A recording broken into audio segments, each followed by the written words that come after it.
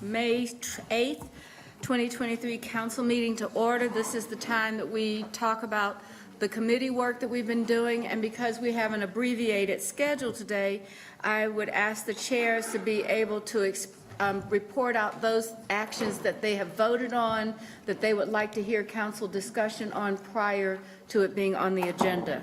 If there's other urgent matters that we can try to fit those in, but right now I think we're running a little bit behind. I think our deputy clerk told me that we have over 20 people signed up for the budget public hearing already. At that time, we're going to do a 2-minute instead of 3 minutes for the budget public hearing, and we've got several other public hearings for our usual street closings and things like that. So I want to call our meeting to order, and we'll start with introductions, and we'll start with our deputy clerk. Billy Tons, Deputy City Clerk. Good evening, James Mitchell at large. Good evening, Luana Mayfield, Council Member at Large. Braxton Winston, Mayor Pro Tem. Vi Lyles serving as mayor. Marcus Jones, City Manager. Malcolm Graham, District 2. Ed Driggs, District 7. Tarek Bakari, District 6. Patrick Baker, City Attorney. The first item that we have on our agenda is the consent items, and I wanted to ask Ms. Harris, are there any questions or requests from the council regarding the consent items? Good evening, Madam Mayor and Council. And I didn't have any questions as of yet, but before we move forward, are there any questions on any of the consent items that anyone has? Hearing no questions, then may I have a motion? We have no other items pulled from this. May I have a motion to approve? I'm sorry. There was one. Was it item 20?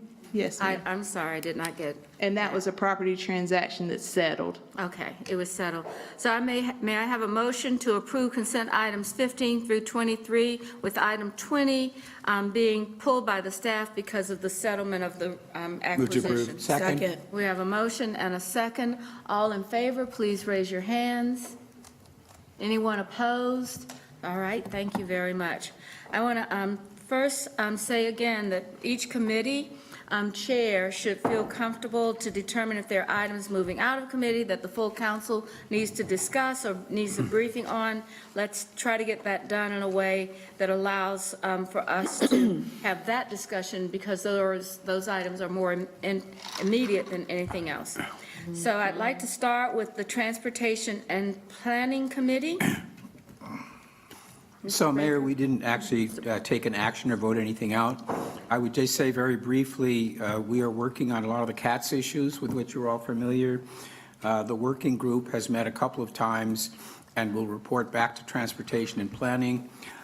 We have a work plan that we've developed involving reviewing documents, interviewing people, visiting sites, and various other steps to be expanded as suggestions come in from members of the working group, which include the 4 people that you and the mayor had designated, the manager had designated, as well as 2 members of the MTC who will participate, one or the other. So that in brief is what's going on there. We'll be sure to get stuff around to people as it gets adopted by the working group or circulated. The other thing we talked about in the meeting was the discrepancies between the policy map and some of the staff recommendations, and what the staff is doing to kind of explain better how that can happen, why there are situations where there is a staff recommendation that is counter to the consistency from the policy map. And we just need to have some logic around that so it isn't totally arbitrary, and I think that's what we worked on. So those were our 2 topics. Hearing no questions, let's move on to the Budget, Governance, and Intergovernmental Relations Committee. Ms. Ashmira. Thank you, Madam Mayor. First, I want to introduce our committee members. Mr. Mitchell, Vice Chair, committee members Tarek Bakari, Luana Mayfield, and Dante Anderson. We had 2 items on our agenda.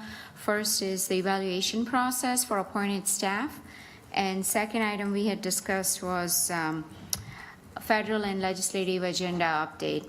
So I know you all have been receiving federal and state legislative agenda update from Mr. Dana Fenton, but they are continuing to keep us posted on all the items. So if you have any questions, please direct those to Mr. Fenton. But there was no action taken on those federal or state legislative agenda. It's just an informational update. On the evaluation process, the committee had moved forward with a recommendation is to go with the process that was recommended by our HR, and that's to have our mid-year evaluation at the end of the year and having a year-end evaluation in a couple of weeks. So you probably have seen that there have been meetings scheduled, 2 meetings in June, that would be for city attorney and city manager, and 1 in July for city clerk. So that recommendation was approved by 3 members on the committee, 2 were against it. Well, some felt that mid-year review would be more appropriate versus having a year-end in a couple of weeks.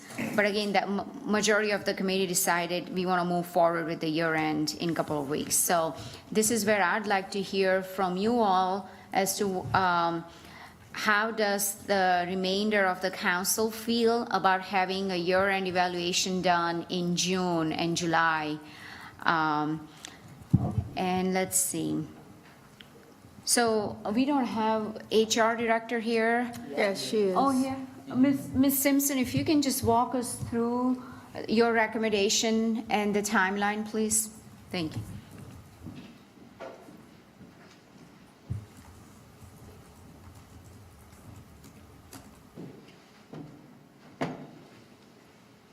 Good evening, Council and Madam Mayor. Yes, the recommendation from Human Resources is that we complete the fiscal year 23 evaluations for all the appointees. And so to do that, the end of that year would be June of 2023. There was a question that was raised in the committee meeting regarding if all of the appointees were aware of their objectives and goals. The answer to that question is City Council did set objectives and priorities in 22, which would cover the fiscal year of 23. So it is my conclusion that they all are aware of the strategic objectives that were set for fiscal year 23. So it is our recommendation that we complete that process. And as we move into the next year, which is fiscal year 24, we adopt, or you consider adopting, adding a mid-year conversation with each of your appointees regarding the priorities and the objectives. So it is more clear what those objectives are. And if there are changes in some of the tactical priorities, you can communicate that to the appointees at that time. To answer your question, Ms. Ashmera? Yes, Ms. Simpson. And also, if you can just talk about the framework that you presented to the committee. So we have a framework that was prepared by Sheila and her team that you can use that as you have one-on-one with city manager and city attorney. It's a really useful tool that can also be used as a framework for reference as you do your end evaluation. That was part of the follow-up request that had come from the committee. I think Ms. Mayfield had specifically requested that. So that was a good tool. That is a good tool, and I do plan on using that. And there was another item that Ms. Simpson had presented was really the timeline. So June 12th is the city attorney's currently scheduled for, June 26th, city manager, and July 10th, city clerk. So as you all remember, we were trying to align our year-end evaluations with fiscal year, but we were not able to get all of them scheduled in June because we are talking about literally like 4 weeks from today. So that's why we had to push one after the fiscal year ends or fiscal year begins. So that would be in July. That would be city clerk. So committee was, there was consensus on the timeline and on the framework. The only thing that was not unanimous was the mid-year versus the year-end timeline.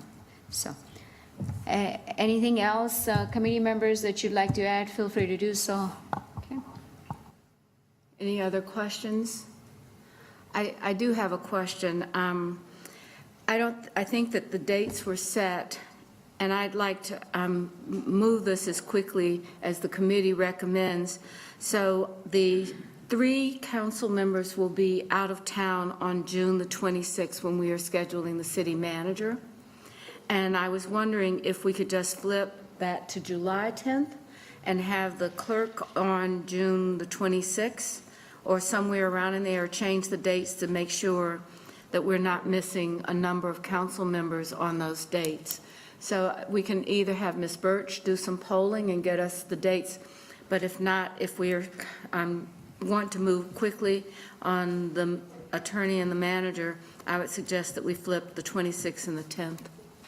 So what But what we can we do had, that, however. so the reason for pushing city clerk's evaluation to July was that that's a position that's least political, because we will have a filing beginning in July. But I would really like to hear from committee as to what you all think about pushing city manager's evaluation after the filing begins in July. If majority of the council decides to go that route, we can do that. Well, I think my concern was that we would have 3 council members not available on the 26th. But I To understand. participate. So I know that Ms. Simpson will send out survey, and what's the timeline for that survey? And would that give us enough feedback from all the council members to have it on June 26th? I would to. feel like we would want to have a face-to-face with the Got it. the manager of the city, for all of the council members to have that opportunity. And I understand, I didn't know we were doing a survey. I thought that we were doing this in person, and that's probably one of the things that I was thinking about. So Ms. Simpson, help me understand what we're doing. One, I will, She sends out a questionnaire every year. Yeah. one, I will begin at the end. I strongly suggest that the city manager's performance evaluation is conducted with the full body of council. Excuse me. I strongly suggest that. Mayor? Yeah, I'd have Ms. Mayfield first, Mr. Driggs. Ms. Mayfield? Thank you, Madam Mayor. Ms. Simpson, the mayor mentioned something as far as putting a polling council. Are there any challenges with moving up the manager's review to, say, the week prior to the 26th, since we know that there are going to be a couple of members that are out, versus pushing it back? Do you foresee there being challenges? We know we're having this discussion right now. We're on May 8th. That's still 3+ weeks, not to mention however many months that some previous council have been working under the initial goals for council. You only had, 4 new members that came in September that need to catch up. Do you foresee there being a challenge to move it up versus moving it up a week versus delaying it a week or two? And from my understanding, there is a scheduling issue the week prior to that. So the week prior to that, your normal meeting would be scheduled on June the 20th. Right, because the And- 19th is a holiday. Yes, ma'am. And therefore, there are some council members who are not available on that date. So that's the reason why you didn't see that date communicated to you in committee. Initially.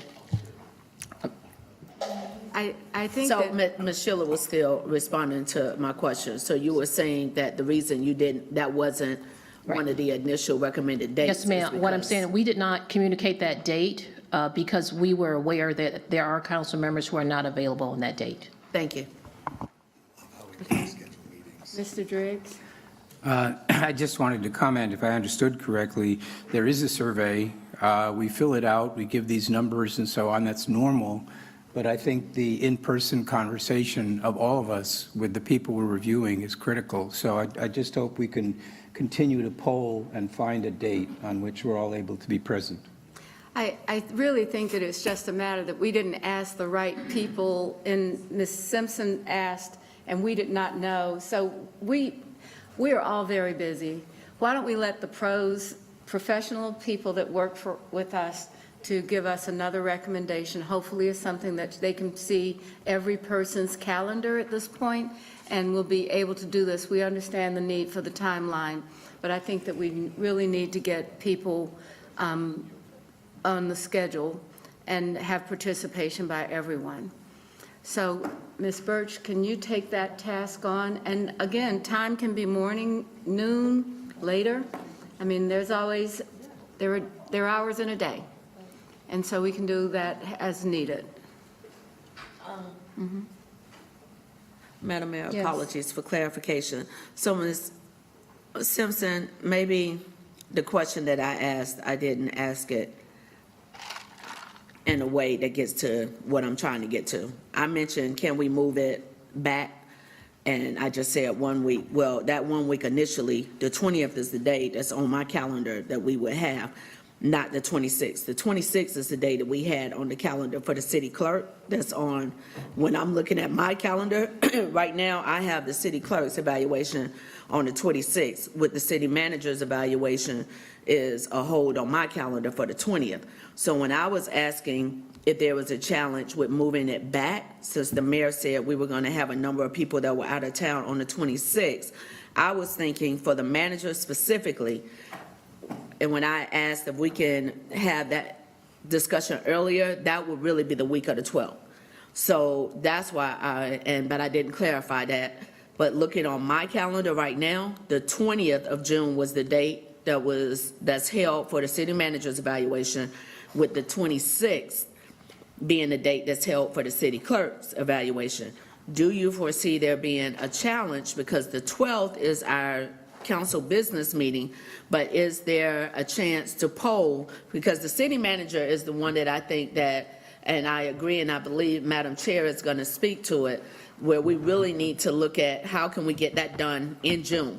So if there's a way to potentially poll to see if that 12th, since the 20th and the 26th, it's the holidays, life happens, people are going to be traveling, things are going to be going on, to get it, at least the city managers in June, do you foresee there being a challenge with that week of the 12th versus the 20th, which is right now held on the calendar, or the 26th? Ms. Mayfield, I do think we should take the recommendation to work with Ms. Birch. I don't know your calendars, so I don't know your calendars. So we would work with your administrative staff to help designate a time that is appropriate for most of the council members. Well, I think that we will do our very best and understand the time frame that we're talking about, but I would think that we need to work with the people that know where we are and be flexible on the hour of the day as well. So, Mr. Driggs? I just wanted to say the budget adoption is scheduled for the 12th. I think the manager would have a nervous breakdown if we did that and the evaluation the same day. That usually is something that happens, I think, so, okay. Well, right now, we will, I think that if there are no questions, I didn't hear questions about the methodology of the evaluation. Did you hear any questions or have any questions about No, that? it looks like there is consensus of going with Ms. Simpson's recommendation of having year-end in June and July, and having a mid-year. We are adopting to a new process. As you can see, we'll have mid-year every year in November, December timeframe, so. All right, thank you. So we will get this, I think, written up in a way that perhaps we can vote on it as a policy for our evaluations and include it in our codes and procedures.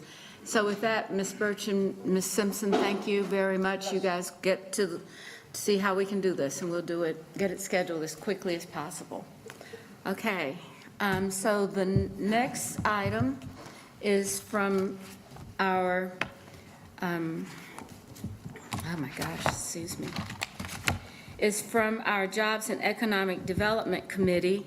So that would be Mr. Graham. But Mr. Graham, before we go into this, is there, Mr. Baker, is there any guidance for the council before we begin this discussion that's needed? Yes, and just briefly for council, to the extent that you're going to get into specifics of any of the proposals, Mr. McCarry and I have had a conversation.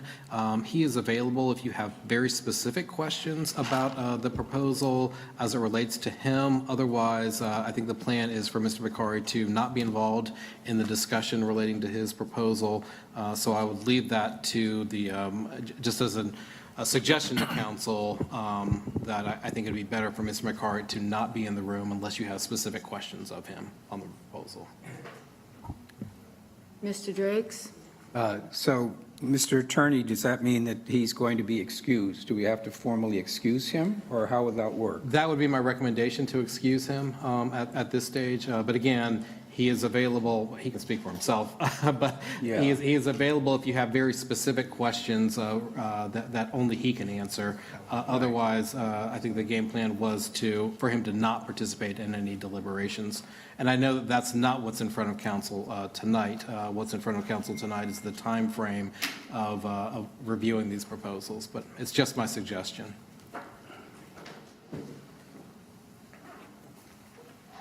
So the city attorney is suggesting that we excuse Mr. Bakari, is that correct? What I thought we had discussed earlier was this was just a general chair update, and if no one was going to get into the details of that, that wouldn't be necessary. If they were, then I would. So it just depends on where it goes. All right, I get a yes from the city attorney, Yeah. that will work. I'm just making sure. All right, Mr. Graham? Thank you, Madam Mayor. The Jobs and Economic Development Committee members are Driggs, Wallington, Molino, Ashmere, and Graham. We met on May 1st and took two actions.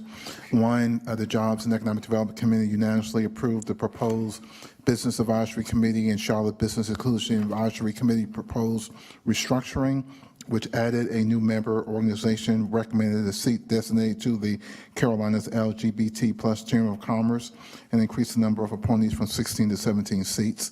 That was one action that we took. That action actually will be on the agenda tonight for your vote. And there was a memo sent out on May 4th that really outlined the specific of the advisory committee and the Business Inclusion Advisory Committee proposed restructuring.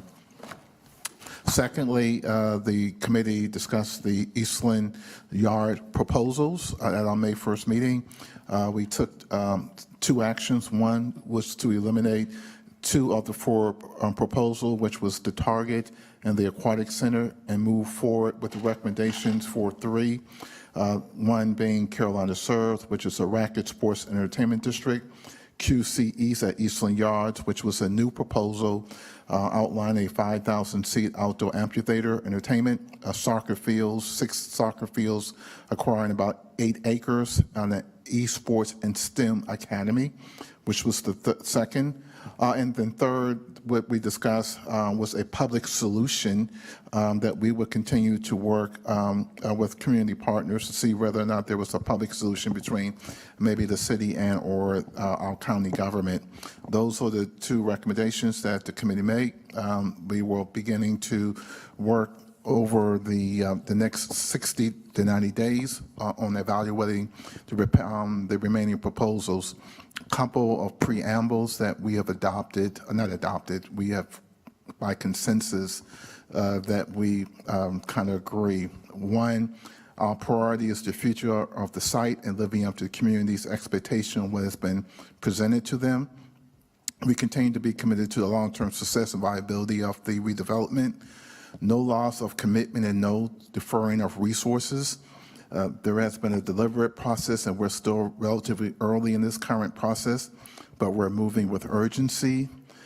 Need to ensure long-term viability of projects, so very focused on not just what's being built, but how it will be operated. The easiest thing that we can do is build a facility. The hard part is the day-to-day operation management and maintenance of the facility long-term. We all believe that East Charlotte deserves better than doing something, and we want to make sure that whatever we do has a long-lasting impact on the Eastland Yards development. Lastly, we also did level set, and I want to leave with this note. There is work currently being done at the Eastland Yard sites. We're still working with Crossing Southeast. We approved several weeks ago the TIG, which take into consideration improvement of the public infrastructure, roads, parking, streets, sidewalk, traffic control. Crossing Southeast has committed since their groundbreaking to build 160 single-family homes, 260 apartments, 90 senior housing, 17,500 square feet of retail and office, a 5-acre Mecklenburg County park, including the TIG. So if you go out there, they're working every day. We're trying to fill this last hole of 25, 26 acres. We have 3 proposals still in front of the committee, and we're working as hard as we can to kind of bring the results that we believe that folks are looking for. Thank you. Yes, yes. All right. Mr. Mitchell? Thank you, Madam Mayor. And so I had the opportunity to sit in on the committee meeting. So 2 of them, the timeline, I think the committee agreed to have 60 to 90 days, I think, Mr. Chair. And I guess my question is, what is the timeline? What's going to occur between 60 and 90 days so we can make sure that we're not back at this point again? And so I don't know if that's you or staff that could talk about what's going to take place in the 60 to 90-day process. I'll take a staff forward, and then Tracy can clean it up if I mess it up. The staff will continue to do the evaluation of the work. The first proposal, the QC Eastland Yards proposal, we got the last week before our committee meeting, so staff had to do their due diligence in terms of evaluating and scoring that proposal. It's brand new. I haven't even read it yet. Okay. And so staff have to evaluate that. There are still some conversations around a public proposal, and we want to entertain that as well. And then thirdly, we still have to ask additional questions to Charlotte Serves. And so staff want to take the time to ensure that we get it right. Okay. And so on the public solution, oh, I'm sorry, Madam Mayor, might have a follow-up. No, go ahead. Okay. On the public-private solution, you know, the other proposals, they submitted their plan, their future to all of us. It just felt very uncomfortable. Here we were at the last minute, the deadline, and there was a conversation about a public-private solution. There was no vision, no design, no PowerPoint. And I just want to make sure, the outside looking in, that once again, people feel comfortable about the process and what's occurring. And so I was kind of taken back. I think the comment was made, CRVA and staff had some discussions about doing something. I think I would have felt more comfortable if something would have been prepared. I think staff said something came in the last minute, but if it had been shared with everyone, I think we felt like it was a true level playing field as opposed, well, we have something, we've been talking about it, and so we're gonna make it on the short list when there was no concept. So do we have a design now, a proposal now to talk about this public-private solution? Well, I think that's a very good question. And one of the things I want to remind the council and the community is that when Tepper Sports and Entertainment withdrew their proposal last May or June, the staff and the committee started working on a solution. So there was always conversations about what needed to occur there, even before the initial unsolicited bid proposal that we received in December. And so there was always conversations about how can we work to fill the 25 acres that was left behind. There has been informal conversations. I mean, because when we looked at these applications, these proposals, they all had pros, they all had cons. And so part of the deliberation when we met in March was to allow staff to not only give 60 days to review each proposal, and keep in mind, the only reason why we allow an additional 60 days was one of the proposals submitted a revision 2 days before the committee meeting. Correct. Which gave everyone 60 days to examine their proposal as well. We also instructed staff at that time to go out and look at other opportunities as well. And so this one doesn't have all the meat on the bones yet. Right. There has been informal conversations with a wide variety of other individuals, i.e. other government in the building, Right. about a what-if scenario. What if we were to come together and combine our resources? What could we do? I mean, those conversations still early, but they're ongoing, and it's not undermining any of the other proposals. There was a sense in the committee and a sense among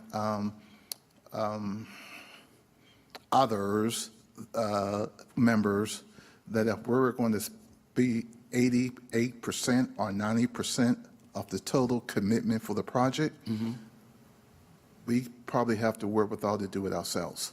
And so that's where this option came from. Let's explore it, especially if we don't have to go it alone, and we can go it with another government. All very preliminary. Folks are talking about schematic and ideas. The district rep has been certainly read into what we're trying to propose, but again, that would be based against the other two that's already sitting there as well.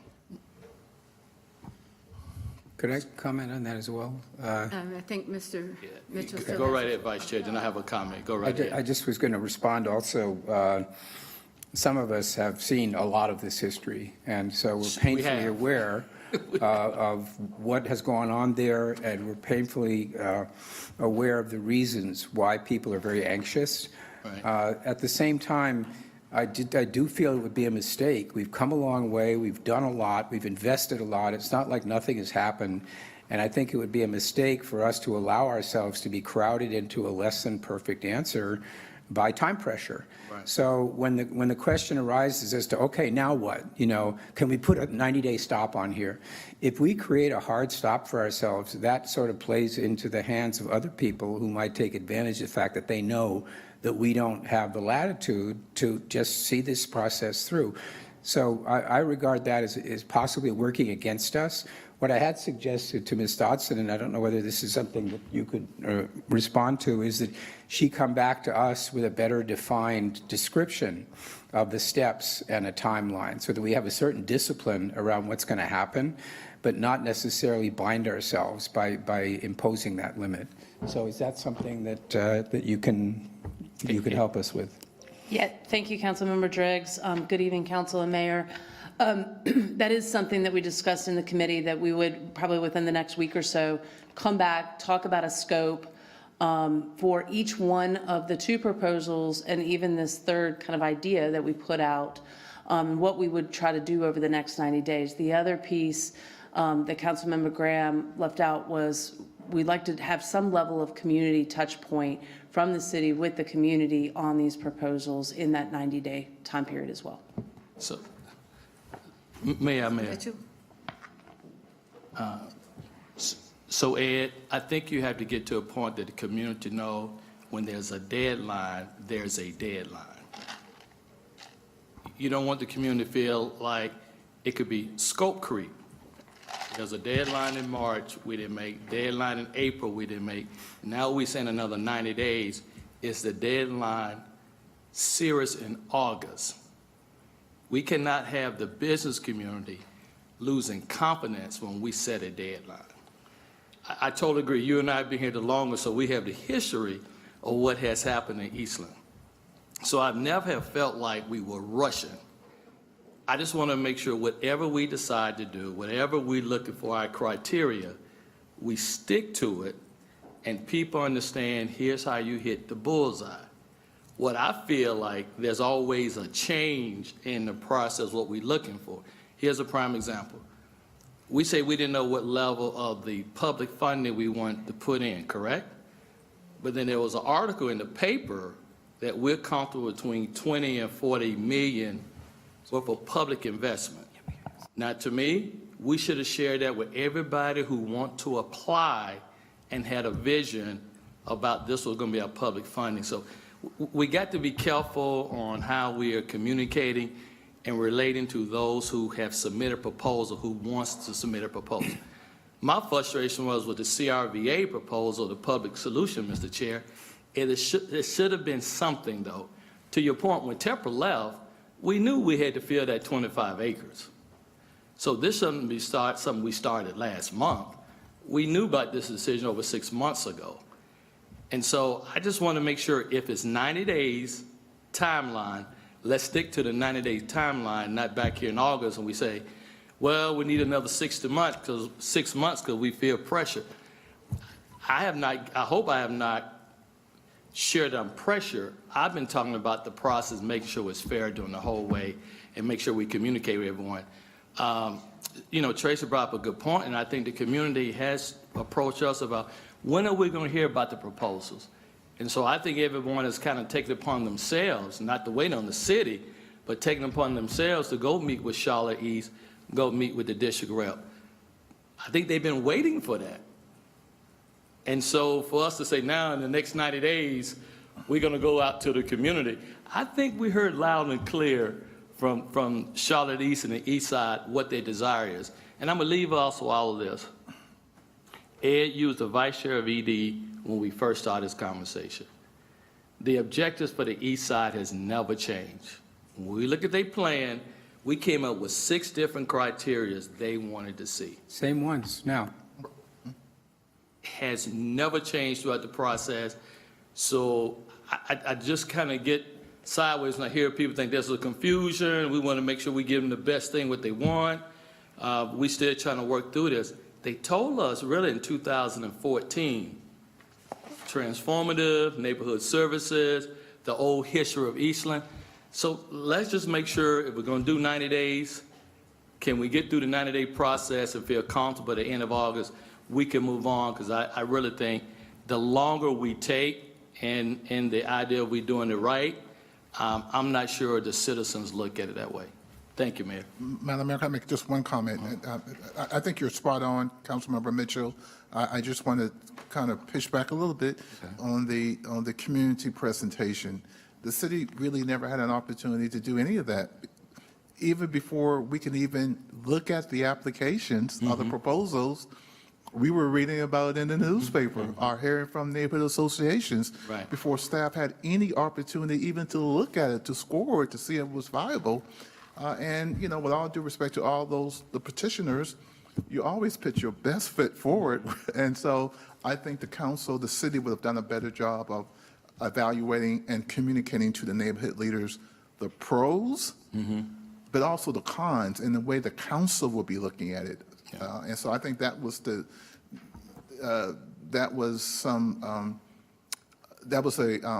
I wish it was a different type of scenario, not unsolicited proposals, where there would have been more parameters around what the petitioners could do if it was really a request for a proposal. They wouldn't have been able to kind of show their bright spots and not kind of communicate to the neighborhood leaders their warts. All right, I had Ms. Ashmira, followed by Ms. Mayfield. So, thank you, Madam Mayor. I do see we have representatives here from Charlotte East. Greg is here. I just want to give you a shout out for all the work and continuous advocacy you have been doing. And Carolyn, as long as I remember, she's been at this for almost a decade now. So, I often hear we got to do this slow and we got to do this right. I mean, how slow? I mean, this has been over a decade.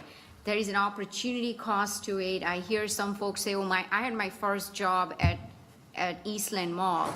Well, there is a generation of our youth that do not have the same opportunity that some other, that we have had over a decade ago. So there is an opportunity cost that we are paying. Every passing year, every passing day, we are missing the opportunity to create a catalyst that we had promised. So I appreciate that staff is going back to take a look at timeline and provide some specificity in terms of our next steps. But there needs to be a sense of urgency here. And I just can't say this enough, that the East Side has waited far too long. And to ask them to be more patient is just not acceptable. So I really hope that at our next meeting, when staff brings us forward with the next step, specific timeline as to what we are going to do in 60 to 90 days, or whatever the timeline is, that we stick to that time frame to deliver on what we had promised. Thank you. Ms. Mayfield? Thank you, Madam Mayor. It will be helpful since the committee, and like Councilmember Mitchell, I was able to join in to sit in on the discussion, a little bit more information as far as what would a city investment look like. We're in our budget cycle. We already know that we have some limitations on funds. We have a lot of needs on funds before we even move forward. It was confusing to me that 2 new proposals were introduced and that they've moved forward out of committee to full council to even discuss. One of those proposals, was the community connected with prior to that proposal coming? No, everything happened pretty quickly. If we're talking about government dollars, I feel like that's a much bigger conversation that full council needs to be a part of, and not just a recommendation that comes out of committee, especially right now with the budget constraints and with all the financial commitments that we have with our current partners that are in hospitality and tourism, and a lot of the other financial expectations that we already have on our budget. So if that is going to be a real consideration, along with the fact that there was no clear plan or proposal, it would really be helpful for me to know exactly what budget line item are we interested in creating, because that's going to be a long-term investment. There has not been a time where the city has contributed and it was an in and out, where our contribution didn't create a new line item for long-term reinvestment for many projects. So if that is going to be a conversation, I personally would like for that not to be part of the items, the 3 decisions that we're looking at making, because I don't think that's fair, because full council has not had the opportunity to have a real conversation regarding what it could look like and the funding around it. But also, when we go back to the original, because Councilman Mitchell, I was right here alongside of you when we first started these conversations. Yes, a lot of the commitments have been checked off for what Eastland. So we can encourage some things, we can't mandate. So we can encourage some things, we can't mandate other things. But these partners and those who want to invest in the community, there needs to be clear communication with the residents and the leaders of the community to make sure that we're getting the best effort. No, I do not agree, for full transparency, with government dollars paying 80% of anything, of any type of investment. So they need to do their due diligence on their funding and how they're getting the investors that they need. But I just think we need to be very careful when we're opening up the door and potentially setting a new precedent of how government plays a role in these conversations moving forward, when we should step in. And I really have a concern with CRVA, because the head of that department has a goal, and you were hired to look at bringing entertainment, bringing conferences, bringing things to the city, not getting into economic development. We have a lot of economic development partners out there. I want us to be very clear about what is expected from government and what the expectations are going to be for future councils. Thank you. All right. Any other comments? Okay. Anything else, Mr. Chair? That concludes my presentation. All right. So we look forward to having more definition as this comes forward in discussion for the full council.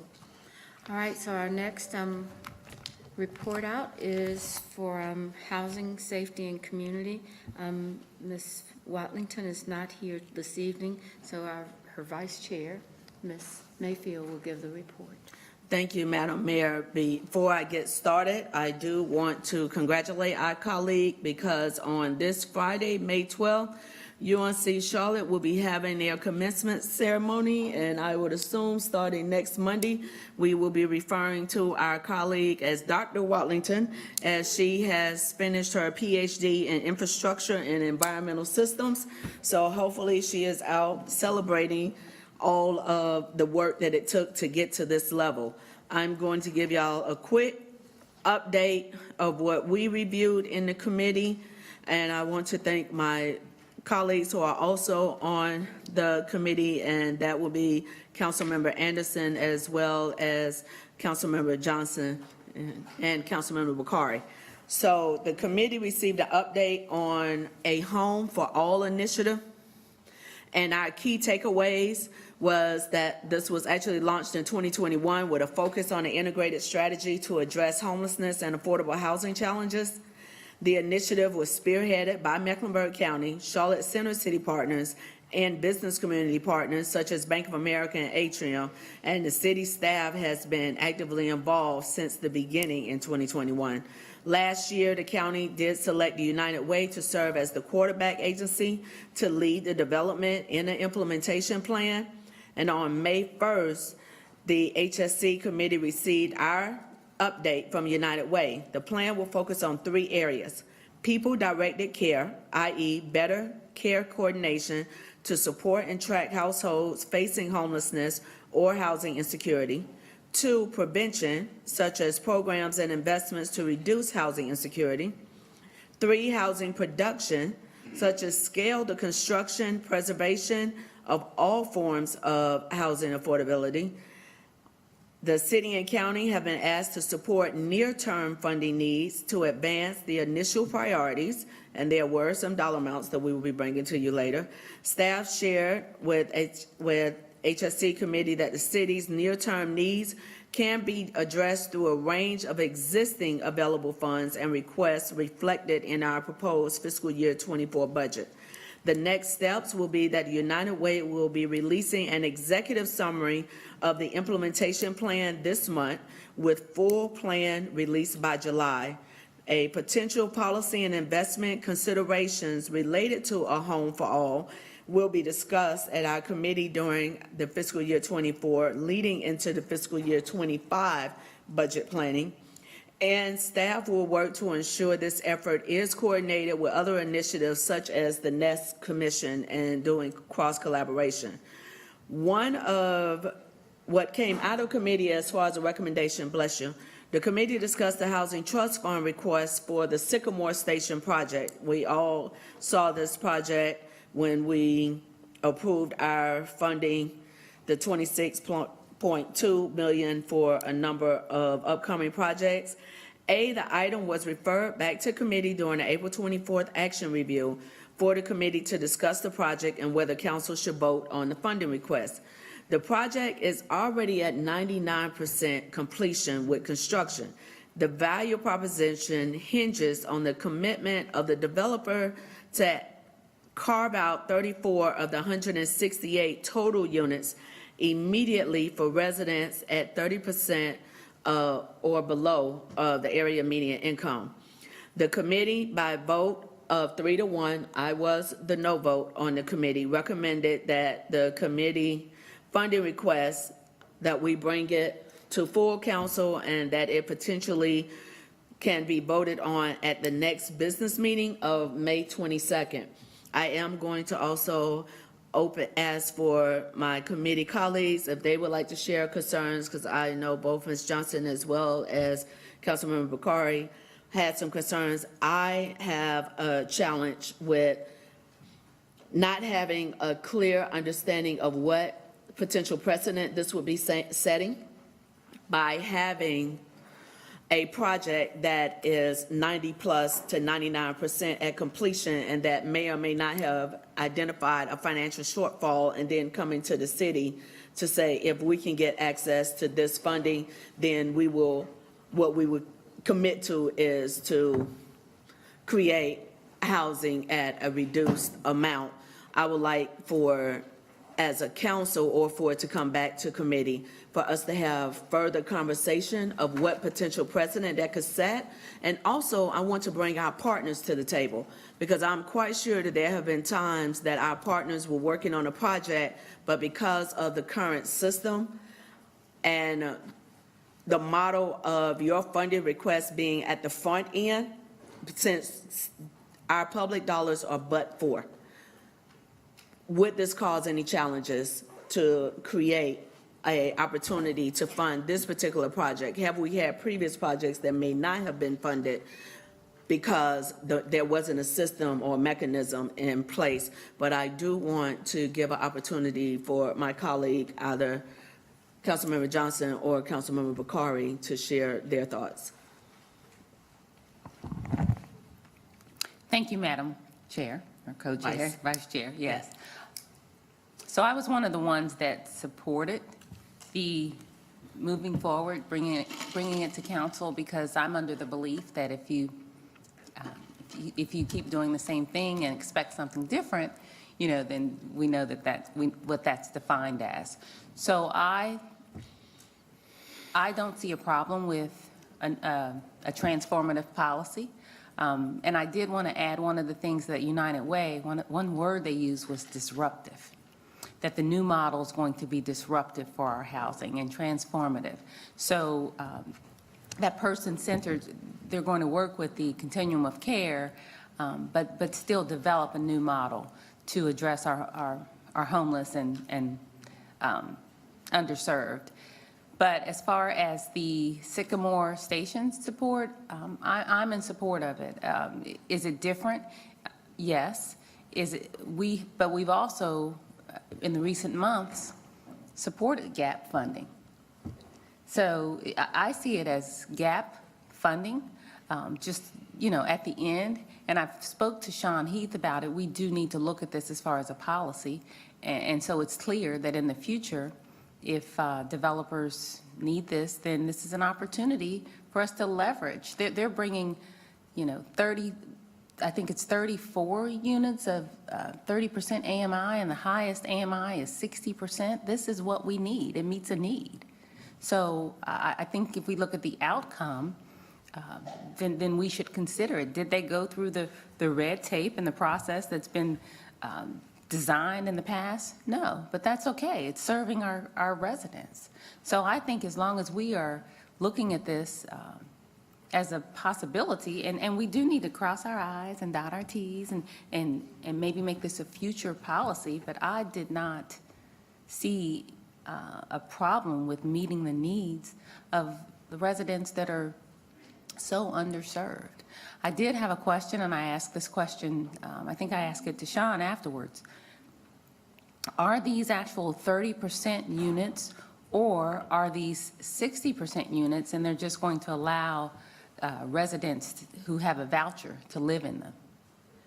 So that's a question that I have, if they're actual 30% units or they're actual 60% units, and again, they're just allowing for the subsidy, because, that matters, because the developers is not really, I don't want to say losing anything, but it matters to me in the finance. I'd like to know that answer. But as far as supporting Sycamore Station, yeah, I support anything that provides more housing for our lowest of lowest income. You all know I'm an advocate for folks with disability. There are citizens in our community who are making less than $800 a month on Social Security or SSI.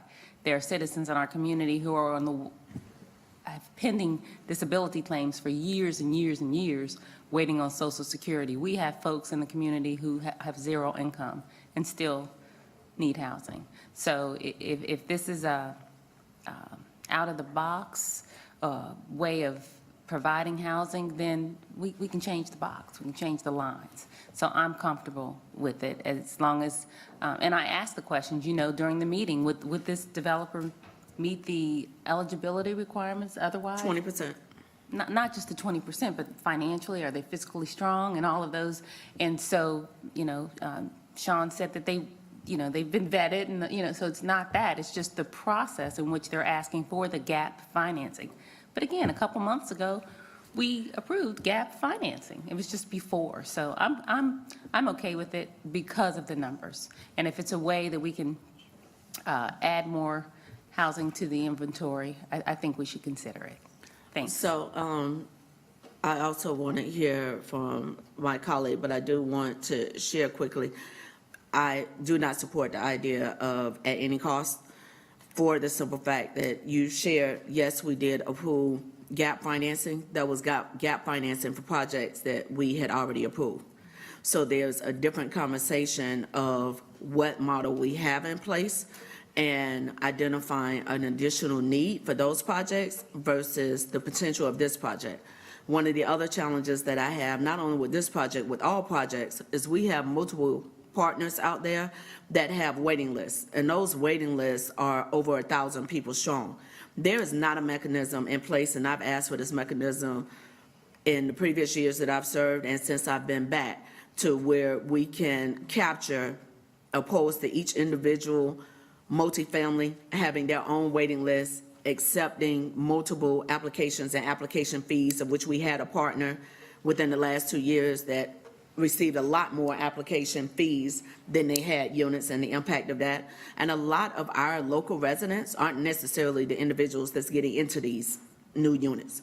So the challenge is there is not a mechanism in place to do a minimum, you need to have lived in the city of Charlotte a minimum of 3 to 5 years versus, so that's a different conversation, but that's part of the research that needs to be done, where if we were to open up the door, that's why I suggest that I support the idea of us getting more information, but the idea of at any cost, no, because that cost always falls on us and on local government, and that cost also turns into NOAAs within a 20-year decade, and we've already done that numerous times. But for this particular conversation, the committee voted 3-1, full transparency. The reason why I was a no is the reason that I stated, but I will expect to hear from Sean Heath and his team more information of what it could look like, but I need our partners to be at the table and be a part of that conversation versus us just making a arbitrary decision, because this isn't a decision to me that's outside of the box. This is just another opportunity where you find a financial shortfall and, hey, government has some money. We don't have any clear parameters of what it could really look like, and we don't get to put any new expectations on there. Councilmember Bakari? Thank you. Yeah, just so everyone knows how that vote happened in the conversation. I am now more holistically against continuing the status quo. Is affordable housing a crisis? Absolutely. I just feel like we're throwing a small handful of pebbles into the ocean of the problem, and while we continue to do it this way, we will delay really focusing in on finding a new solution. So that's kind of where my head's at there. On this specific deal, I think that's compounded where I agree with Ms. Mayfield in a lot of what she said, where essentially we've used this fund in a way where staff said it themselves, like this is viewed as one of the sweetheart pots of money in town, one of the best to go after, because what is unviable without it, certain developers have figured out ways to make some profits, again, not the profits that others make in market rate deals, but some profits off of it, and it is a finite amount that gets used up quickly. We have usually had a precedent of using this money in a way where people come to the table early on, and it's partnership from there. So if we're going to open a door and allow a developer who, again, without any inside knowledge, my guess is someone sat down, designed a whole thing, the market changed, their model changed, something happened, and then now they're like, I can do better by going and committing this and getting that money than I can there. And so on glass is half full, right? Well, we get what we theoretically wanted. Glass is half empty.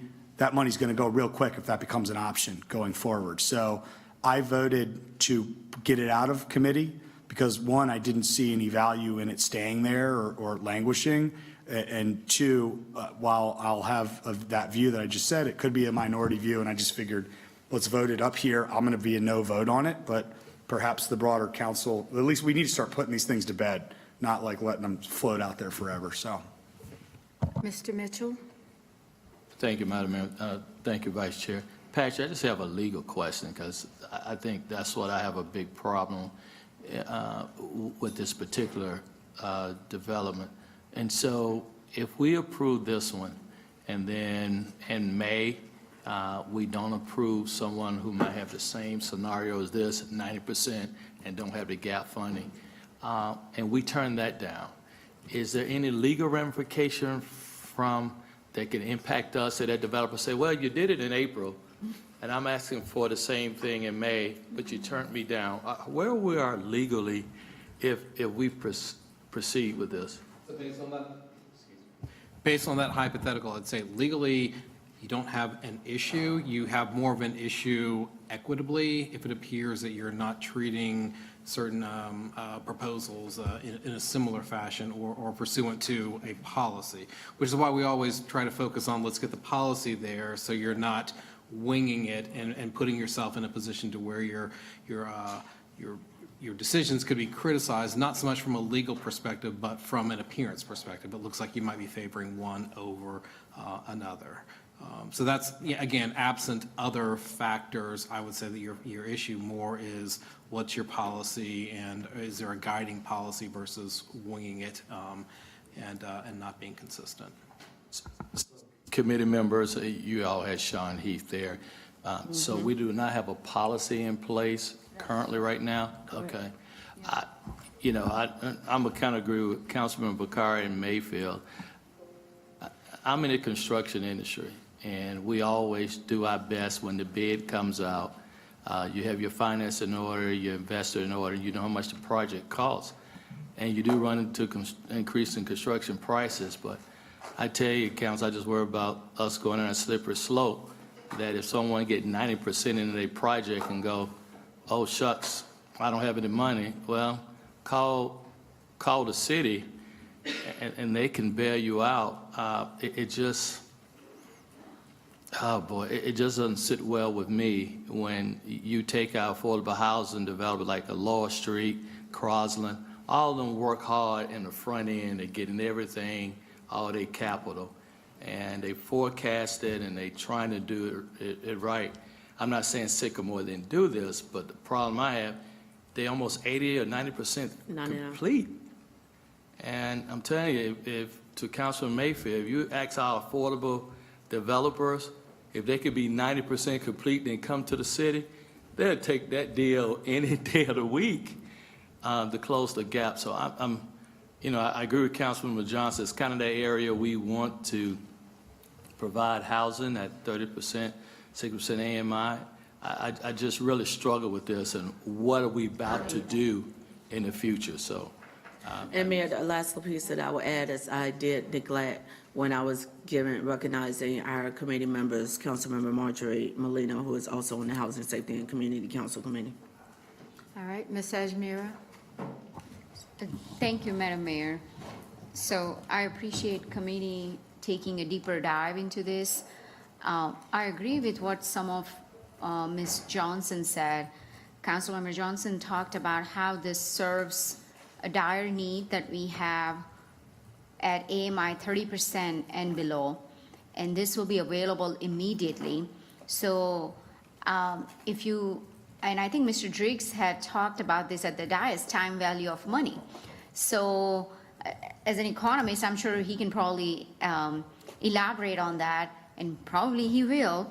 But if you look at just the deal from without just in an absolute fashion, this is a really good deal. It has lowest cost per unit from other deals that I have seen, and it gets you the units right now, because when we have residents asking us to connect them with affordable housing, we can say, here is the one, rather than telling them to wait 2, 3, 4 years. And who knows, some of those deals never get fulfilled, or they come back for gap financing, where on the other hand, this is almost done.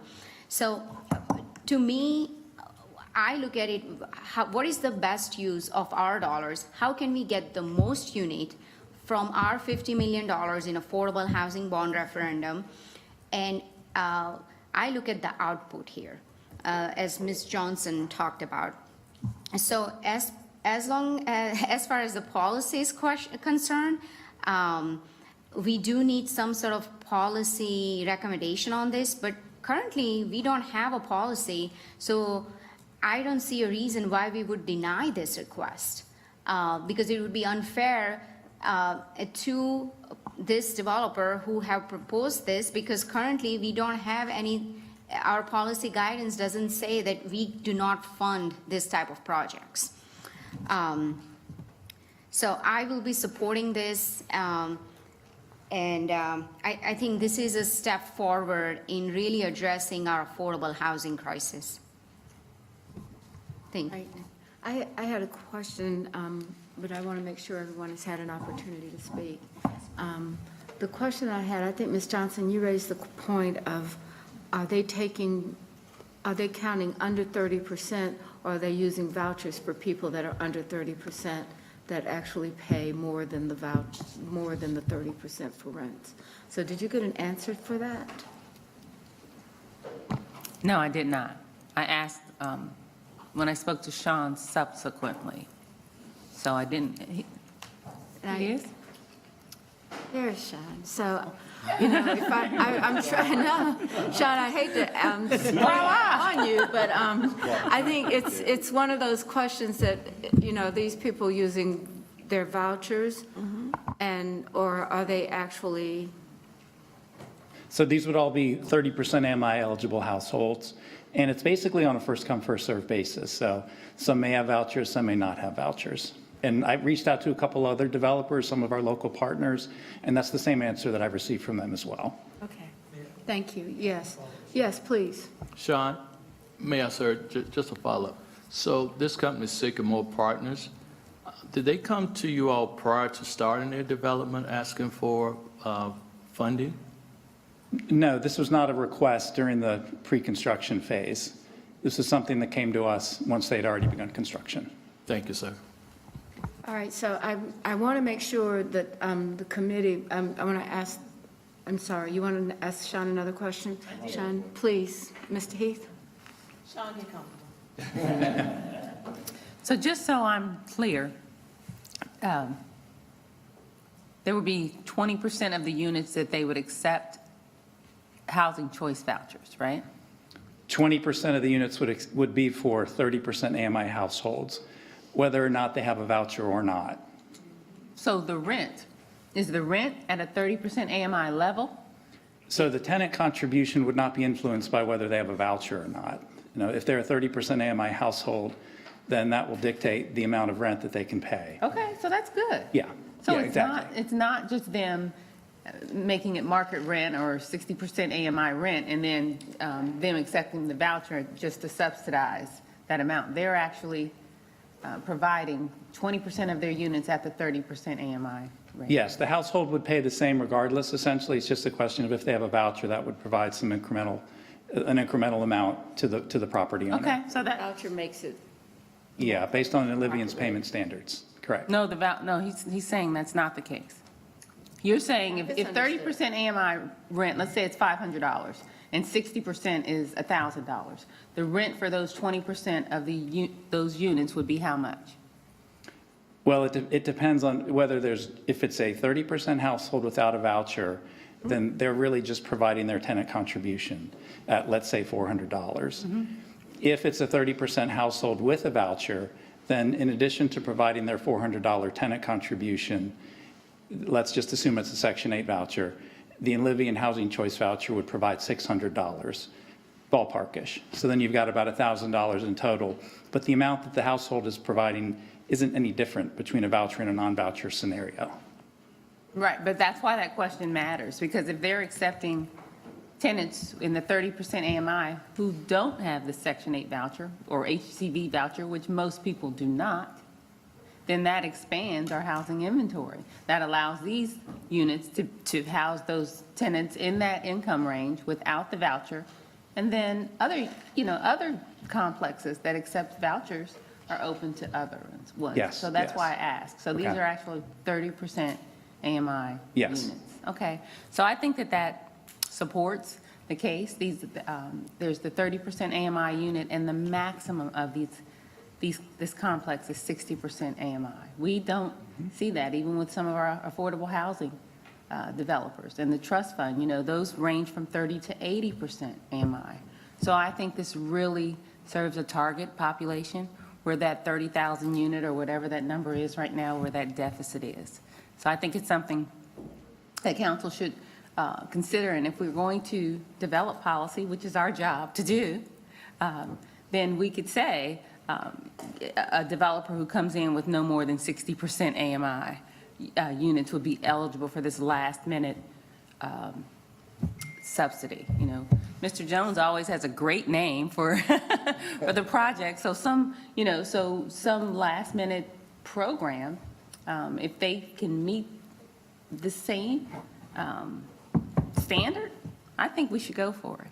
I wanted to ask Yes. the chair if this is, when it came out of committee with There a was a recommendation, is that vote to be on an agenda, or is it, can we Yes, solve Because I had a it? point of So just- procedure, I was just going to ask the same I know. thing, which So is, are we- I think we are- recommended the vote happen. So whether So you're that's- for or against it, Right. we're going to do that eventually and That- probably and have that's the what same I was debate thinking. again. So- And Mayor, that's what I was getting ready to clarify, so- which I said at the very beginning. The recommendation that came out of committee is for this to come to full council on our next business meeting on May 22nd. Okay, so putting it For on the vote. agenda doesn't decide that you vote yes For or no. vote. It just means that you will have it on the agenda For for the vote. next. Is there any, Mr. Jones? Okay, so I want to make sure She got that I'm clear. I thought one of the purposes of having these strategy meetings was that 5 people in a committee may all vote for something, but 6 people can get something on an agenda. So I'm hoping that there are 6 people tonight that want to move forward with this to put it on a future agenda. Yes, so we'll be doing a lot of that in our budget discussions next, and we're then saying 5, we and need then a- 6. So what I we need a just- vote today to move. To see if put it- there's 6 to move it put to on the May agenda 22nd for the council next business meeting. Okay, so all in favor of putting it on the agenda, please raise your. Please raise your hand if you're willing to put it on the agenda. We have On the May 1, 2, 22nd business 3. agenda. 3 people willing to put it on the agenda. All of those opposed, please raise their hands. 1, 2, 3, 4. I understand. I know that it's, It's a vote. At the point of the committee meetings, I thought everything that came from committee was brought forward to this group, and then we put things on the agenda for council to discuss. I thought that was the committee process. We haven't voted to move things from this meeting to the agenda any other time. So what is I'm confused here. And that wasn't the recommendation. The recommendation was for it to go to full council at the business meeting on May 22nd for council to vote on it. So, Mr. Manager, that we had not done, that seemed like additional information that was added in this space for us to vote to move it forward, because it seemed like all of the previous committee report outs went to full, what we do in committee, we bring to full council. Then full council votes on it. You either get the 6 or you don't. So the recommendation was to take it to the business meeting on May 22nd for full council to have an opportunity to vote up or down. I didn't know we were voting up or down in here. we're not voting up or down on the issue, except by not approving it to go forward, then that basically does That say- creates the issue. That creates the issue. So that's the challenge, because That is that the seems like challenge. that is out of order from previous discussions. Let's go back to our, So I would say typically something like this, you get the nods because 5 people in the committee have said something, then 1 additional person that moves forward. And so it would be different if the majority of council did not want to put something on an agenda and it just ended up on an agenda. So then can we go over every item we discussed that came out of committee today and vote if 6 people want to move forward to the agenda? And well, nobody had an item to go on the agenda next. So, well, then we can go ahead and vote on that as well. Okay. well- I'm sorry, Mr. Graham? So I'm confused, right? And so I think these briefings are okay. I can live without them. honestly. And I think that if something is passed in committee, it goes straight to the council. Right? And then I'll leave this thing alone. The straight to the council has, up until this point, been this body. This is coming before the council for a discussion. But if 6 of you would like to just put it on the next agenda, it goes on the next agenda. The only thing I would say, city manager, and I've been an advocate, let the committee do the work. And I feel we kind of undermine the committee here with this process. So I like Councilman Graham, if the committee votes for it and it's going on May 22nd, let's go to May 22nd. We all can exercise our right to vote. What I don't want to feel that the committee gets undermined when they come here in front of all of us. I'll put it on the next agenda. It'll be on the next agenda, but I do want the city attorney to always help us with what we really have written down as a procedure Yep. and what we don't. I mean, it's fine to take a curve from that, but I just want to make sure. Are that- we curving? Well, that's what I'm asking the city attorney to say now. There, we have procedures. I was just confirming that with him. Yes, and so just to be clear, I understand this is going to be on the May 22nd May 22nd. agenda. Okay. And I will, because I'd like some clarity as well on when things come here, because technically this is a council meeting right here, and if 6 of you, it's unusual if 6 of you don't want something to go forward, that it goes forward anyway. But there's a broader conversation because this is a little bit unusual in terms of how other matters have been taken care of. But we'll go on the 22nd, and then I'll have some information for you about. So what I recall is that council can put something on the agenda with 6 votes. And this didn't get that. And I think that's been the overarching part about it. And that could be at a council meeting and like this one, I think. So Mr. Baker will help us out, but I do believe that's what the rules of procedure say, if you make that. So the manager's going to put it on the agenda. We're going to clarify our procedures and we'll start working from that point. Okay. Just wanted to comment, Mayor, the unusual thing about this is the committee voted to recommend to the full council that we put it on the agenda. They didn't vote on the issue. They just voted on whether or not it should go on the agenda, made a recommendation to full council. That doesn't necessarily reflect an opinion by the committee as to whether this thing should pass or not. And to that extent, I think the question as to whether it rises to a full council vote is acceptable, because this isn't the same as the normal process where the committee would have said, our recommendation is that this should be approved. It's a difference. Thank you. Okay. All right, we're squared away on that. So that is our last item. We will now move. I'm sorry, point of order. Since there was a vote for this not to move forward, I want to make sure we don't get like an email after tonight's You're meeting to say, oh, since you all took a vote, we're not going to move it. So can we clarify, do we need to undo that vote, or can you tell us? So there's been a request of the manager, and the manager has agreed to put it on the May 22nd agenda. So you're good. You will not get an email from me on this issue. Okay, and then second question, in April of 2021, I requested that we look at the fact that it takes 6 council members to put something on the agenda, and that went to the government committee, and it never came out of committee. And I know after 90 days, the requester can request, that to go to full council. So I think that's something we should take a look at. I think our citizens would be surprised that their representative is not able to get an issue on the agenda unless there's 6 votes. It's kind of the vote before the vote, which is what I said before. So I did request that. That went to the governance committee and never came out.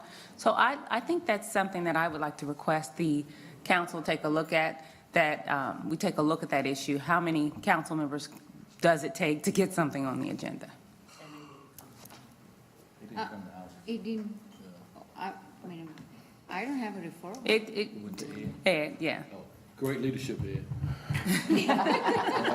Okay. All right. So with that, I don't know quite what to say. Maybe by the time we get a clarification on it, we'll know how to handle that request from Ms. Johnson. Well, I Because mean, then we can Patrick, have isn't that, we've talked about it before, isn't that the case, the rule that if something doesn't come out of committee, within 90 days that the requester can request it to be on the agenda. That is correct, and I'll give you an email on that so that everyone's on the same page. So we can do that. Okay, so we're now going to move down to the chamber for the rest of our public hearing. Remember, we're going to have over 20 people, and we'll have on the budget, and we'll have 2 minutes. In fact, for all of our public hearings tonight, we'll go with 2 minutes.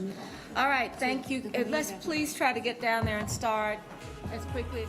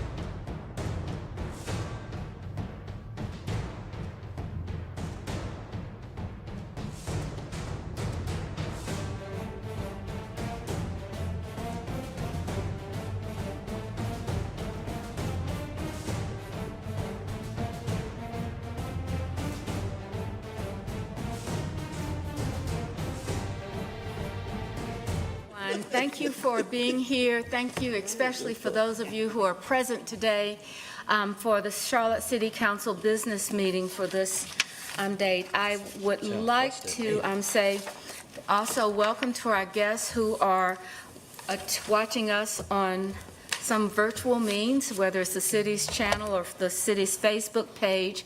And particularly, we want to say we're really grateful for your participation in our governance.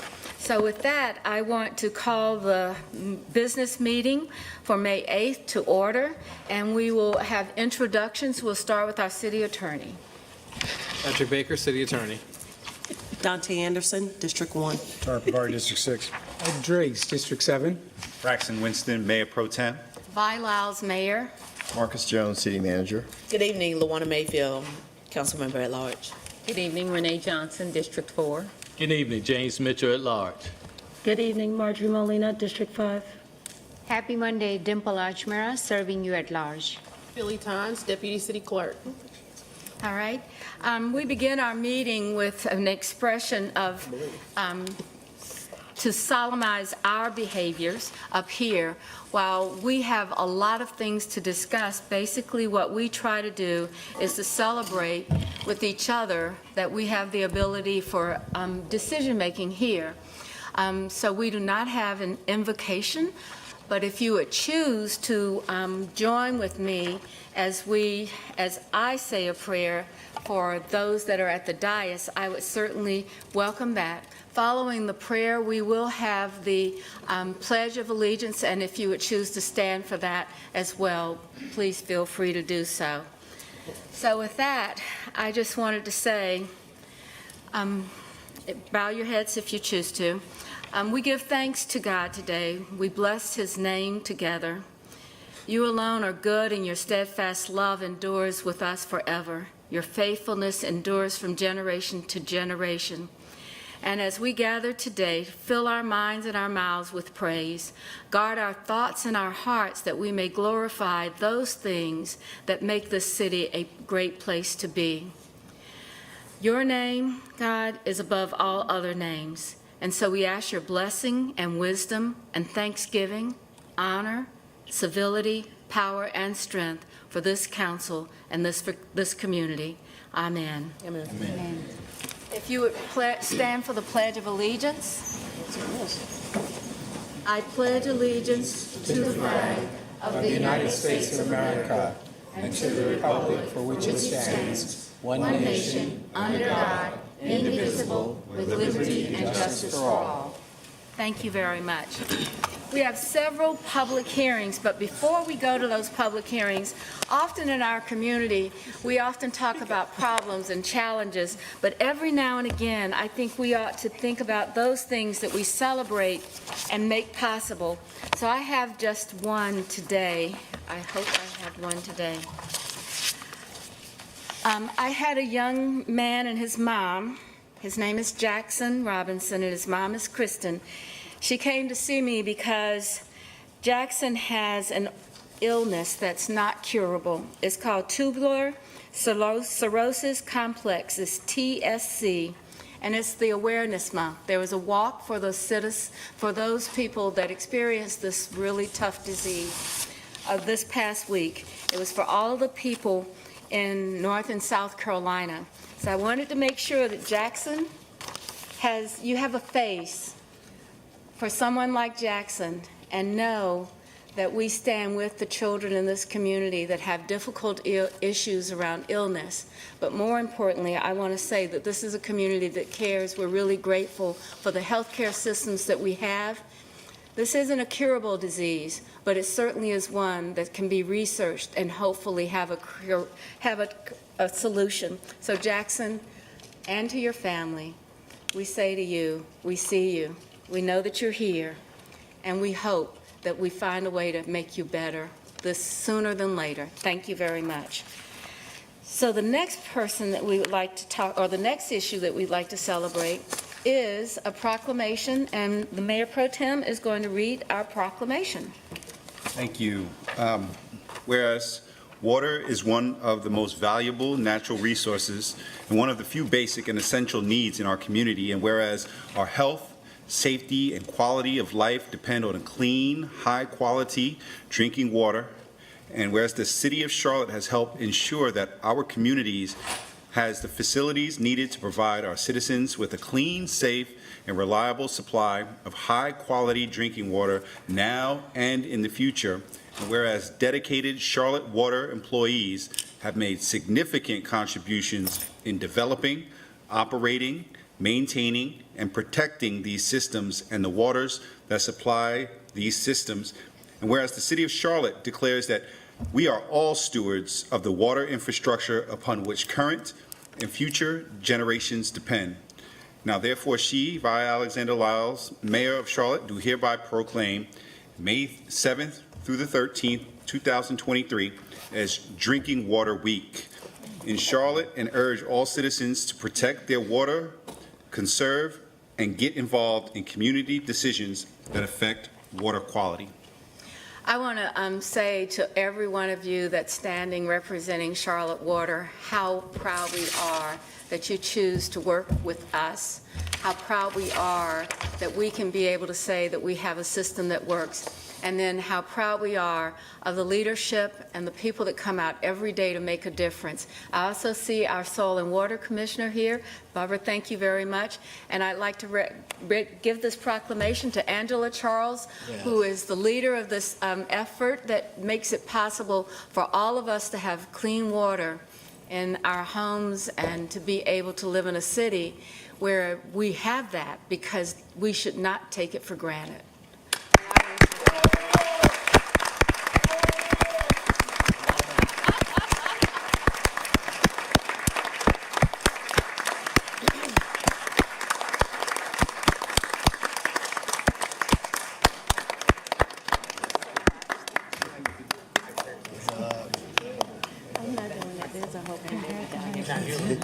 Thanks for what you all do. I love you, David.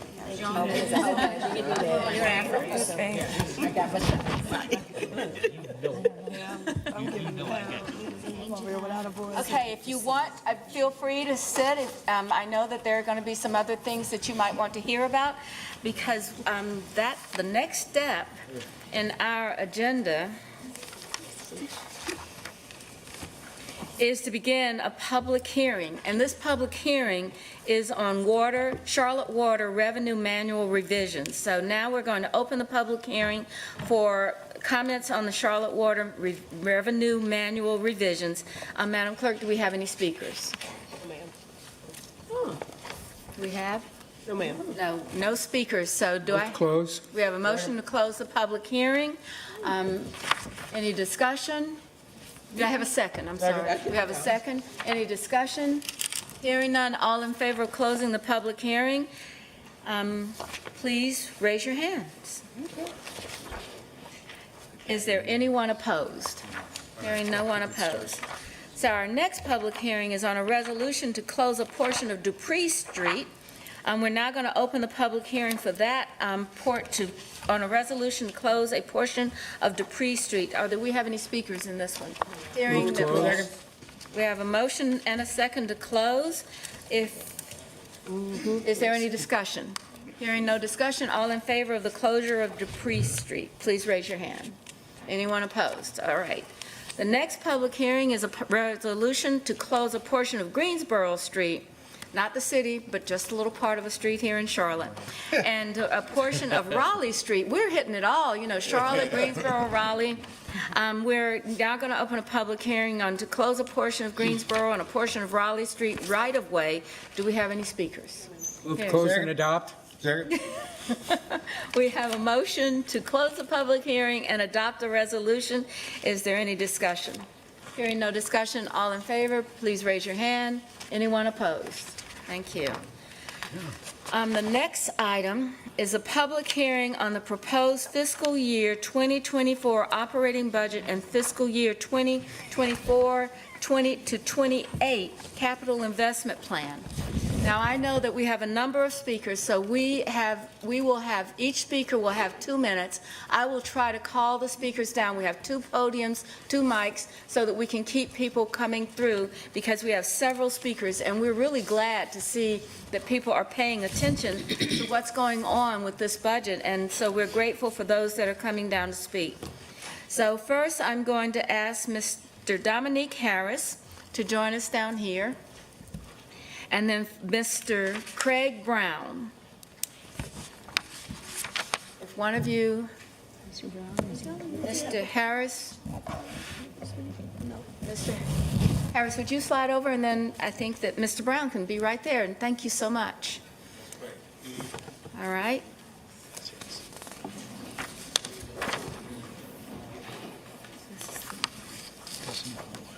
There's another one. It's yours. Ready to go?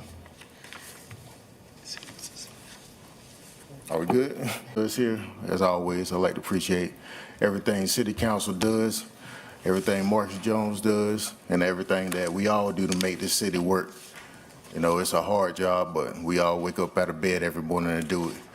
I'd like to tell you a little bit about when I came to the city and just how much I came in the door making. It was $13, $14. I believe before my time, people came in making $5, $8. It was all over the place. I heard some things from Angela Charles about how much she was making when she came in. And I think Marion Sanders has something up on a board in some office somewhere about how much he was making when he came in. So I just know that over the years, we've been steady getting little by little, chunk by chunk, and then Mr. Jones came to the city, and that's when we started getting those big leaps and bounds. I think the biggest leap and bound was last year, and I think this year, with all the restraints that he was given, that he did his best, and for most of us, I won't say most of us, for a lot of us workers, it was good. It's good. It makes us whole, it keeps us going, but there's a line that a lot of these workers still fall under. I think that the cost of living in Charlotte done got up between $25 and $26 an hour. That means there's still some city workers that are following under that aren't able to provide themselves with everything that they should have to live in this city. So for those workers, I just want to say that if there is something that we can do, we need to do it. We need to make sure that every city worker, the workers that you have the most responsibility over, because you approved that budget for us. Thank you very much. Mr. Brown? Madam Mayor, esteemed council members, Mayor Pro Tem Marcus Jones, my city manager.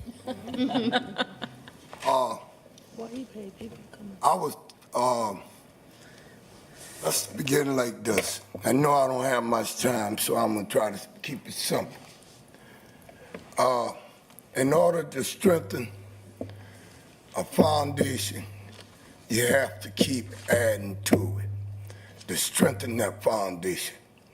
You can't slack off and just let it go, because it'll crumble, right? Old adage, take a man and a woman fishing, right? You feed them from that fish. Not long afterward, after they get hungry again, they're gonna come back and expect you to do the same thing. But what I want this wise council to do, man and woman, y'all take fishing, which is the city workers, right? What I want y'all to do for me, if y'all don't ever see me no more, right? Take them fishing, give them the tools to fish with, so they'll fish for a lifetime. Thank you. Thank you, Mr. Brown.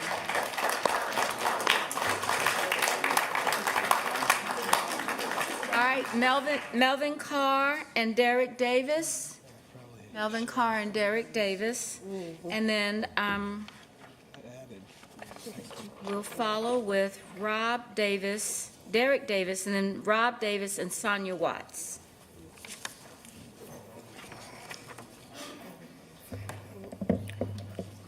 So no Kevin Carr.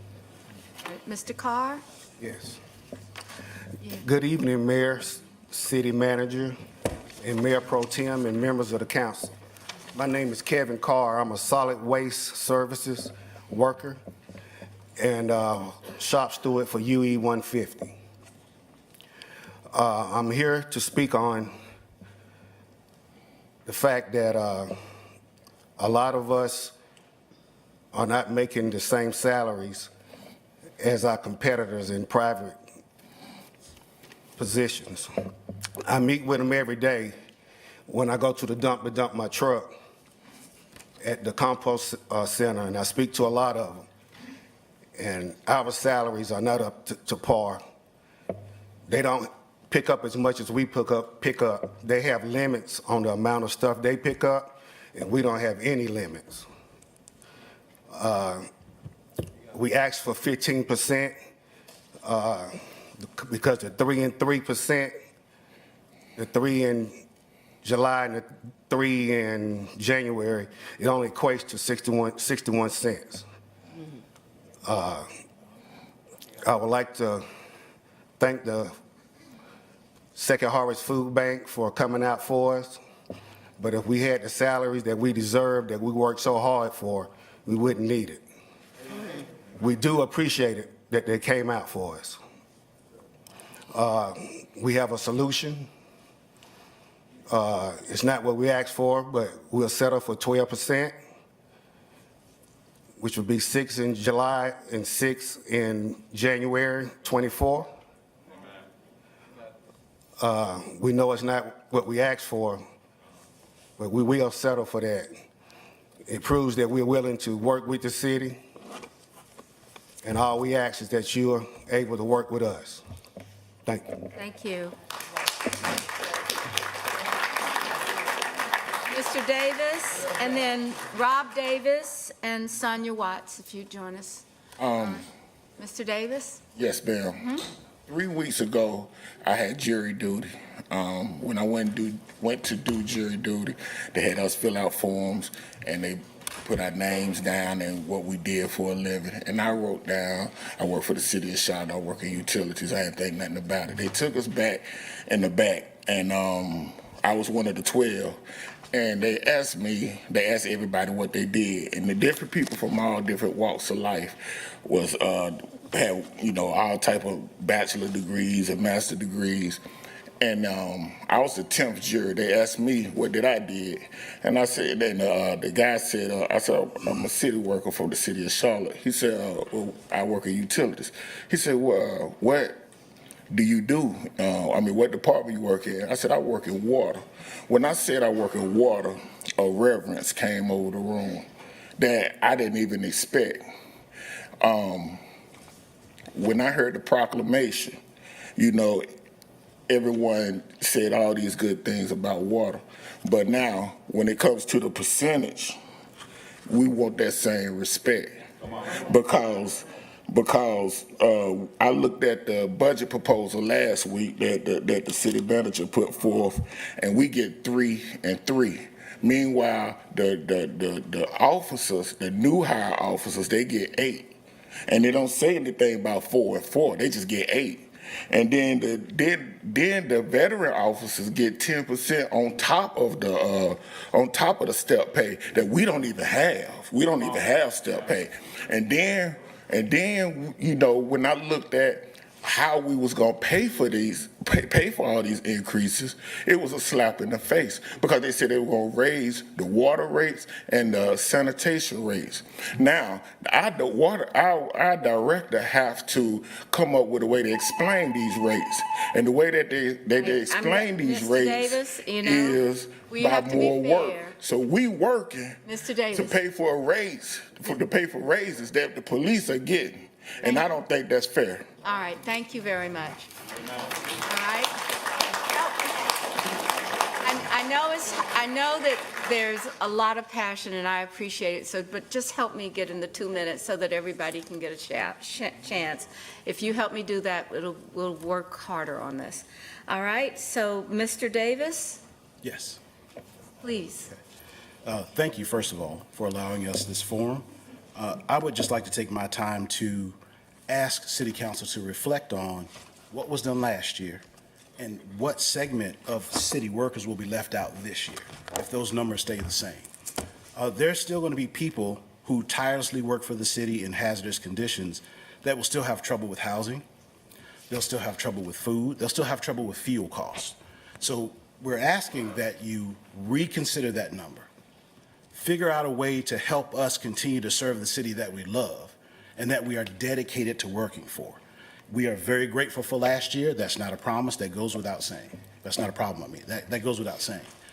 But there is more that can be done to ensure that we can continue to keep our city clean. That's one reputation that Charlotte has, and I heard that when I moved here 10 years ago. Charlotte is a clean city. Charlotte is a clean city because of the sanitation workers. The proclamation that was just discovered and mentioned, water and sewer workers. We love doing our jobs. We're dedicated to doing our jobs. But what we're asking is that you reconsider the numbers for this budget 2024 and help reflect the love and the joy that we take and the pride that we take in our work in that pay increase. Thank you.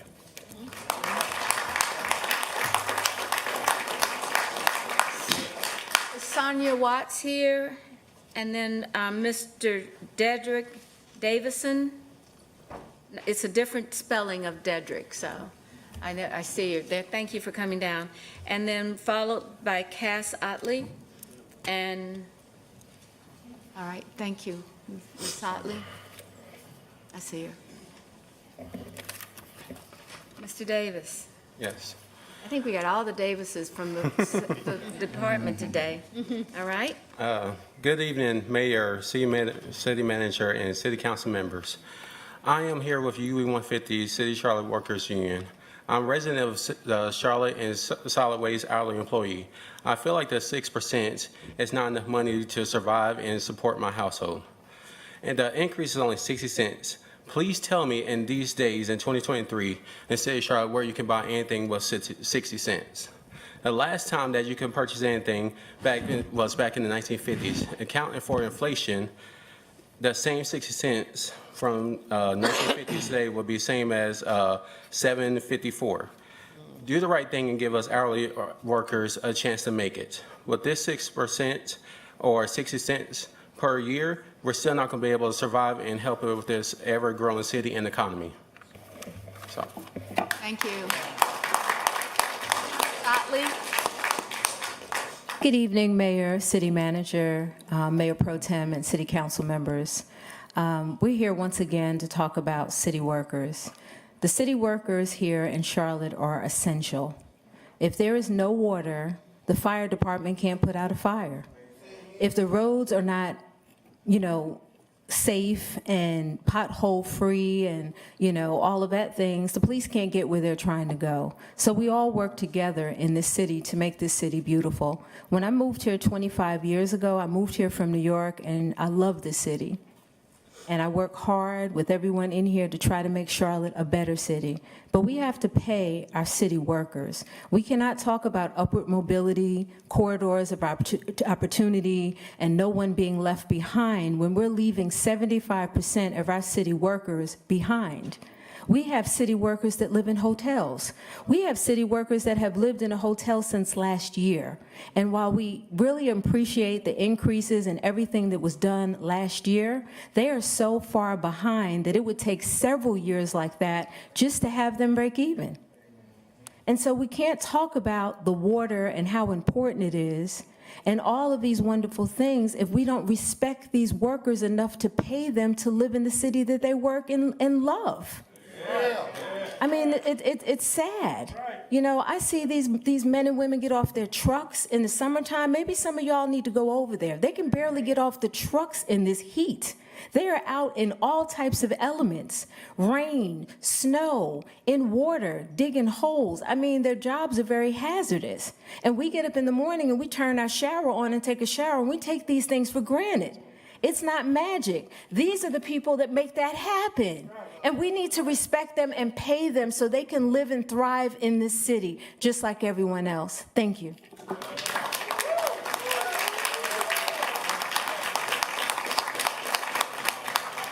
All right, our next speakers are Meg Fensel and June Blocknick.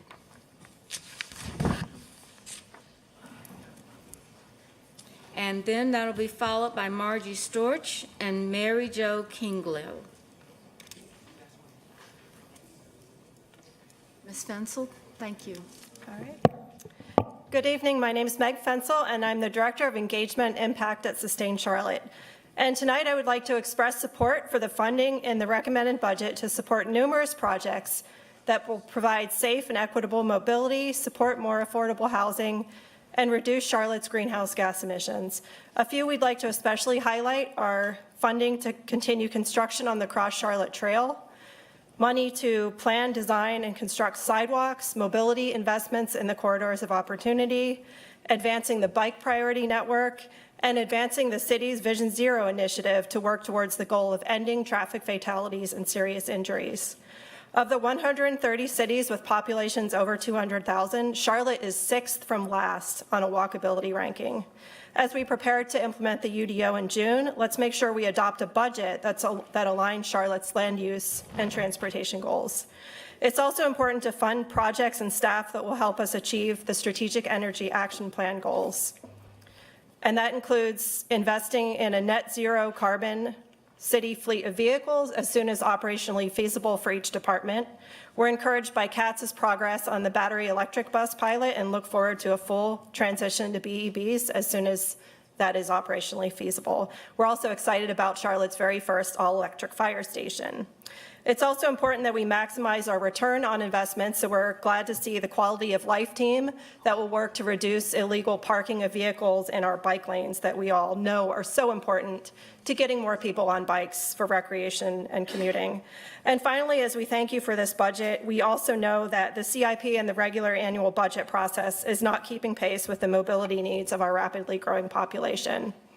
If we don't invest in our transportation choices, we'll need to double our road capacity. So please continue to advocate for the local funding that we need to leverage state and federal funding to build a transformational network. Thank you very much. Ms. Blocknick, how is retirement? It's great. Good evening. I'm June Blotnick, and I'm the coordinator of the Green Faith Circle at the Unitarian Universalist Community of Charlotte. And I just want to thank you for your public service and leadership. I'm here to strongly request the city engage the business community in helping us meet the goals of the Strategic Energy Action Plan.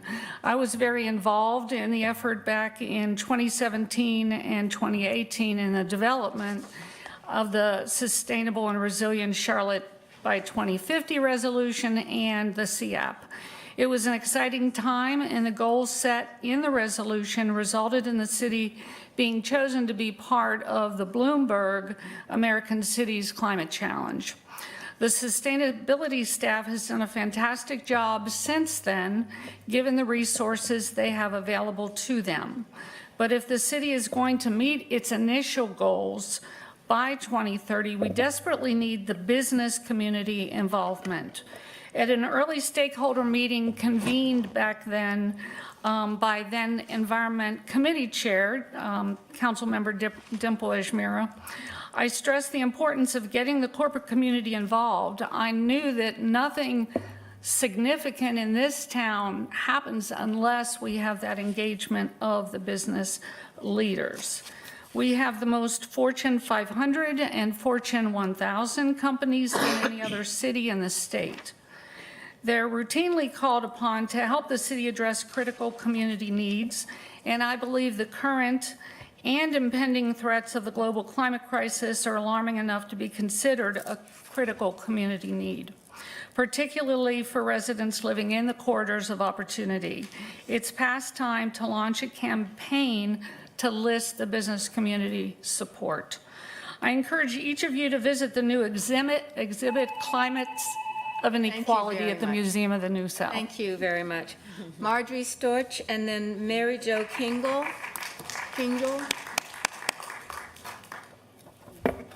Hello. I'm Margie Storch, representing Green Faith of the Unitarian Universalist Community of Charlotte and the Poor People's Campaign Southern Piedmont Chapter. We commend Council for adopting the Strategic Energy Action Plan's goals for 2030 and the Resilient Charlotte by 2050 resolution. But if we are serious about these goals, we must make funding our sustainability efforts a priority. We need to adequately fund the transformation of our policies, procedures, and investments now to avoid climate chaos. We want our local governments to make full use of grants available through the Federal Inflation Reduction Act, and we encourage increased resources and funding for Charlotte's Sustainability Department to apply for and implement these grants.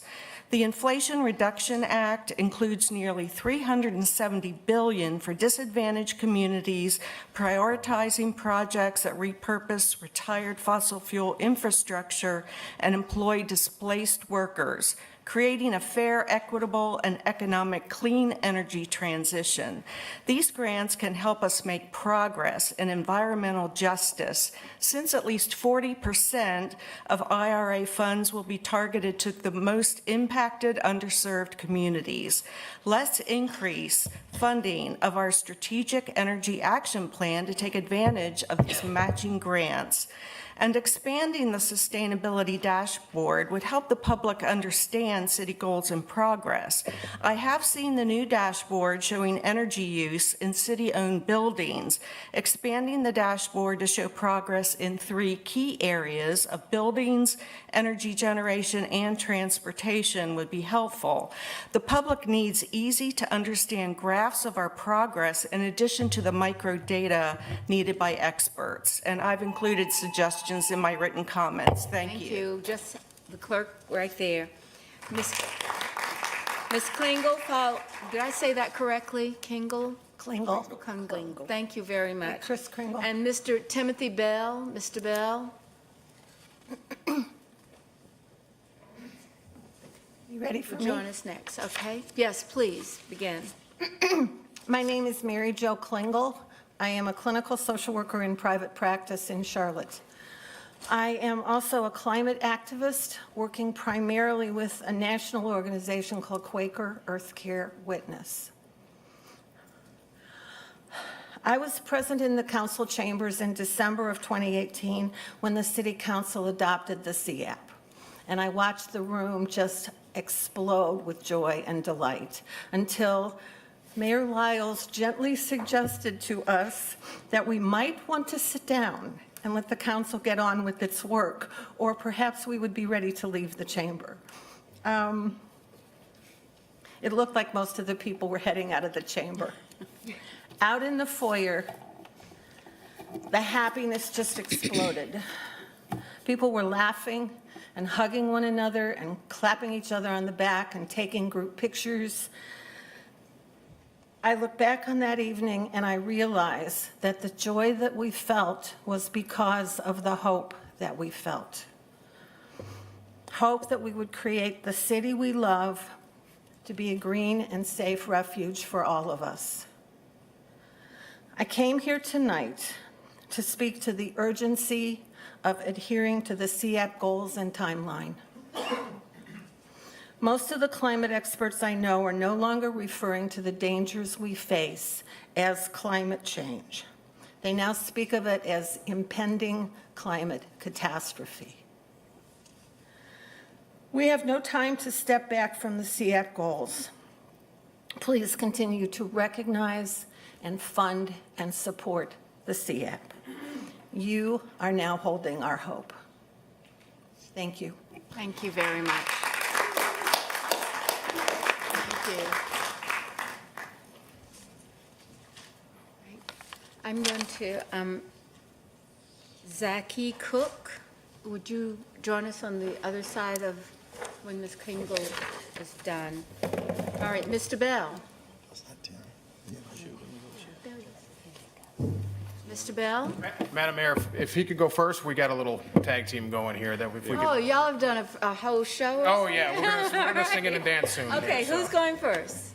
All right, Let's yes, go first. please. Okay. Good evening, Honorable Mayor, City Council, and City Manager. My name is Zaki Cook, Fire Department Pay Committee Chair. And on behalf of the dedicated members of our department, the Pay Committee is specifically asking to not separate police and fire within the public safety pay plan structure. The main problem with the proposed structural separation is the challenge of maintaining pay parity between police and fire.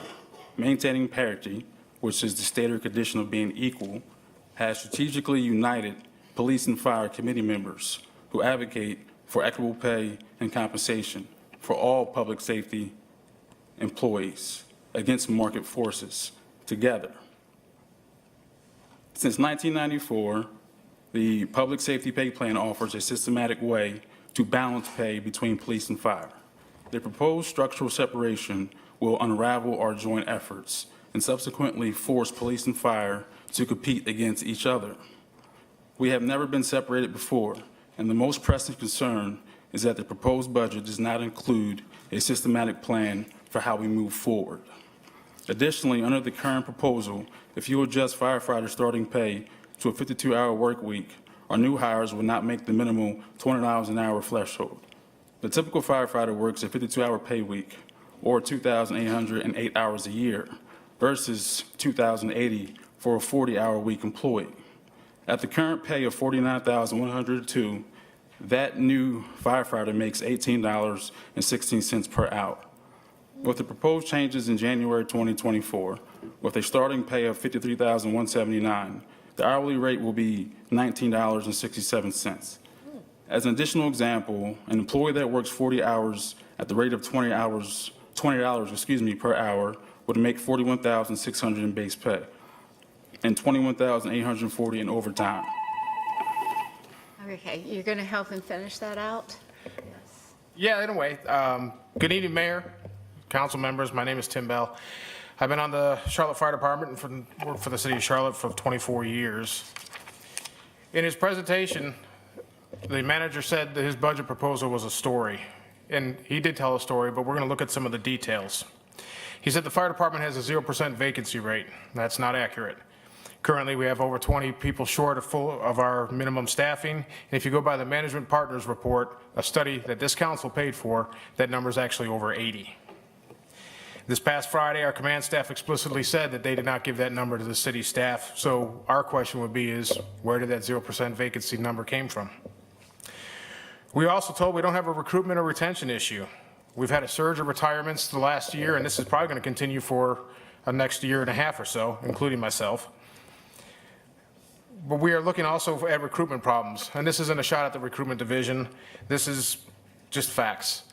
25 years ago, when I took the written test, I sat with over 3,000 people for 18 positions. This last test, we had less than 400. The next part of the story, and to tack on here, is our starting pay. The last 5 years, the city council gets shown pictures of our steps with intentionally showing a 10% higher in our rates. This is to have a 4-year degree incentive, which is not part of our job requirements to be hired. This is done intentionally to show that we are making more money than we actually are. Also, our pay is not even the highest in the state anymore, and actually it's not even highest in the county. We've had municipalities raise their starting rates and have lateral transfers with signing bonuses now that actually go above our salaries. Also, part of the story that's missing is the 20-city comparisons. We used to see that all the time. We don't see that this year. And the question would be why not, is well, we know why. When you put it in Charlotte dollars, we are horribly behind the median. 18% behind the median. Thank you very much. If you have additional remarks.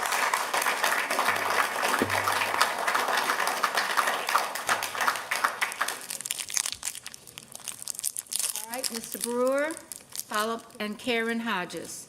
Ms. Hodges, Mr. Brewer, Karen Hodges. My name is Tom, good evening.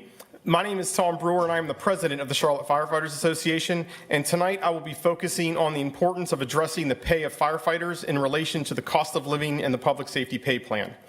It has recently been proposed that other city employees will be receiving up to a 6% market adjustment to help offset inflation, while only a 2.25% cost of living increase has been proposed for firefighters. This discrepancy in proposed cost of living adjustments is concerning, as inflation affects all members of our society indiscriminately, including our city's firefighters. The fire department is currently facing staffing shortages in almost every sector of the organization. We have significant staffing shortages in operations, our communication center, inspections and plans review, and training, just to name a few.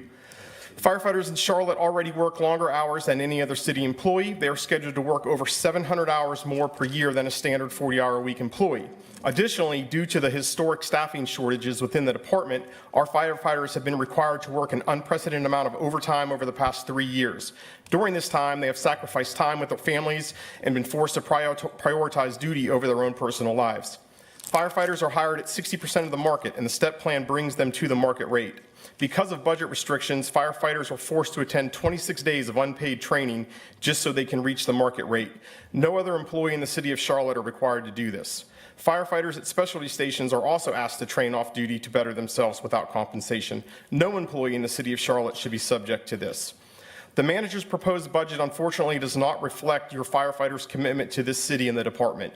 You as Charlotte City Council have the duty to fix this and pass a budget that reflects your values.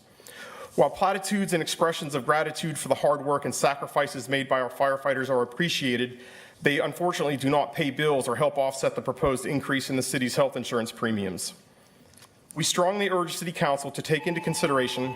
Thank you very much, for your time. Mr. Brewer. Ms. Hodges?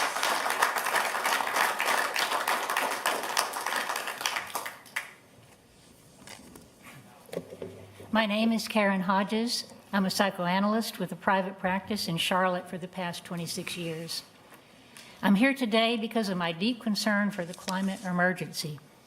I believe that remaining in denial about this is the worst thing that we can do. Yet for years, I've watched the government at all levels fail to rise to the occasion. It's as if we're choosing to give up without a fight. It seemed a giant step forward in 2018 when the city of Charlotte set goals for meeting the challenge of climate change. Municipal operations carbon-free by 2030, Charlotte as a low-carbon city overall by 2050. These are clearly things that must happen in order to stop the runaway train of climate change. Now, 4 years later, it's devastating to see the city on a trajectory that will not get to those critical goals. And staying in denial about that is the worst thing we can do for the future of Charlotte. What does the city's budget for 2024 say about this? Not enough. Not enough. Anyone who's tried to budget for household expenses learns that nothing can come of vague lip service to nice outcomes. Specifics have to be written in. But it's not until page 320 that the budget gets around to some specific CAP projects, all commendable. But as for reaching the city's goals by 2030, only 7 years away now, it still speaks of plans for planning. One specific thing that the City Council could plan for right away would be rooftop solar on the convention center. The technology for solar panels is very good and increasingly affordable. I know that because I have solar panels on the roof of my home. That project would pay for itself over time, and it would inspire and energize all of us. Thank you very much, Ms. Hodges. If you have your remarks, we can have them for the clerk for the record. Thank you. Our next speakers are Jessica Finkel and John Rochester.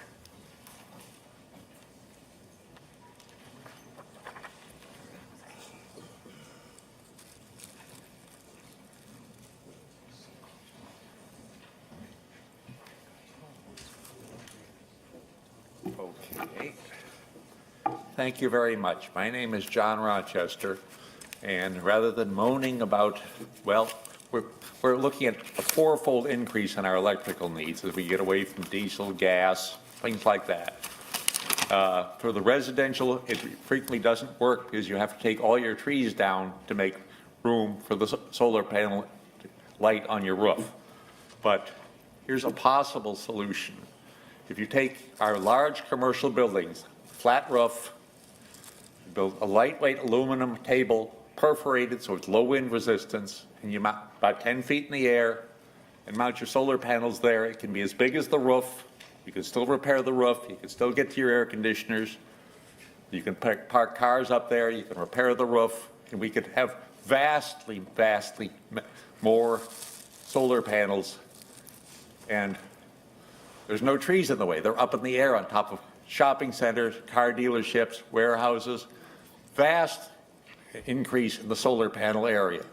I've got some conceptual drawings. I want nothing for myself. I'd just like to discuss them with a solar panel engineer, public or private, and see if it's worth following up on. Thank you so much. Thank you, Mr. Rochester. Is Ms. Finkel here tonight? She's not here. Thank you very much for letting us know that.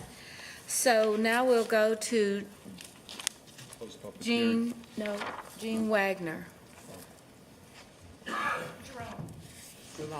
Jerome, sorry. It's not written very clearly on my sheet, so I took a guess, and I guessed wrong.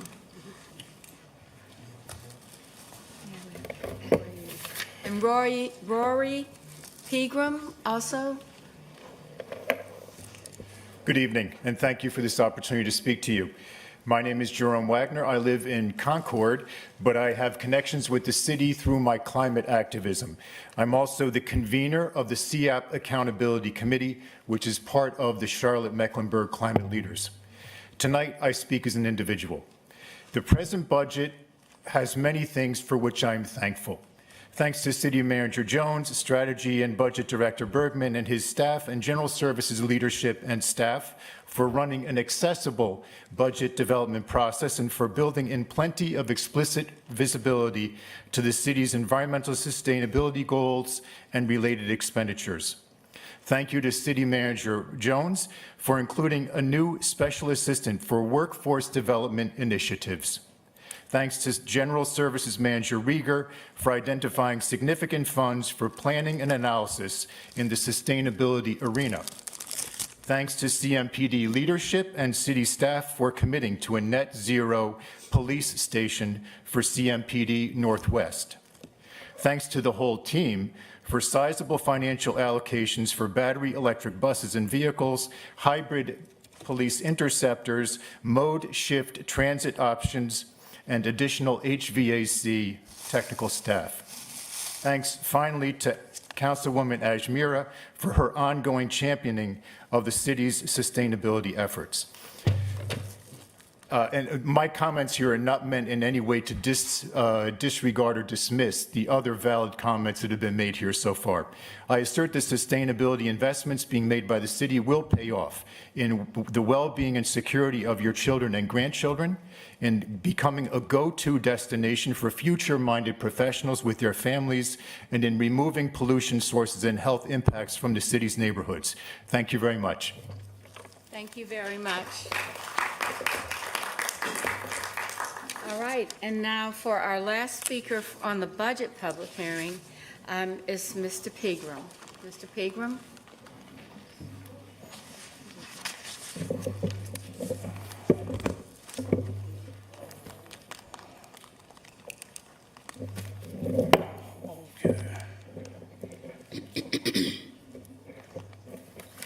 Okay, I want to say hello to everybody. My name is Roy Pegram. I work for Solid Waste, and I'm a UE member, Chief Steward for Solid Waste. And I just want y'all to see this picture right here. This is a picture of me last year when I spoke last year about struggling. I'm one of the ones that are talking about struggling, working for the city. $20 an hour, still living in the hotel.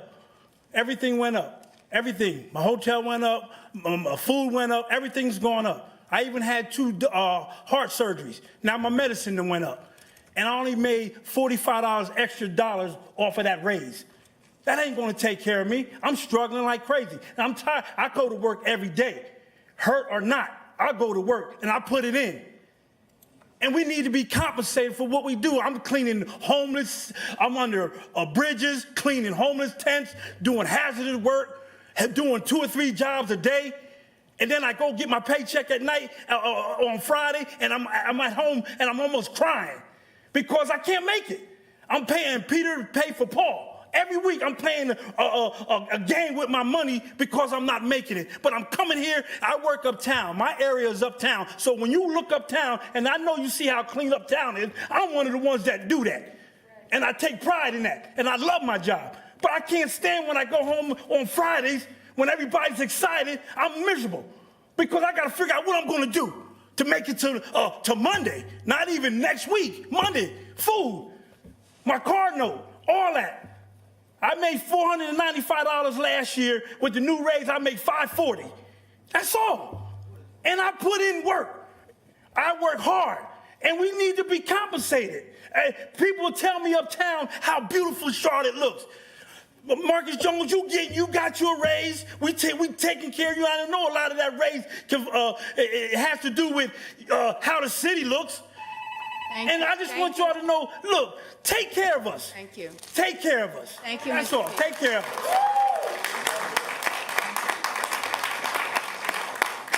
All right. I have called any further speakers? No further speakers. Do I have a motion to close? A second? Any discussion? Hearing none. All in favor of closing the public hearing for the proposed fiscal year 2024 budget, please raise your hands. All right, that's unanimous. No one's opposed. I want to thank all of you. When we get the document, we have lots of plans in advance. We try to work on what we believe are the priorities, but there's nothing like hearing people that read it and understand it and come down to tell us and share with us what they think is most important. So thank you very much for being here tonight to do that.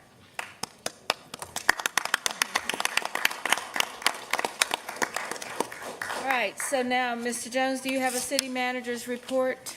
I am, before you, we have the 30-day memo, but I do want to just bring one thing to your attention. And I'll start off with, I guess it's some, merchandising. Last week we had the Govies, and that is something where we celebrate all of our employees.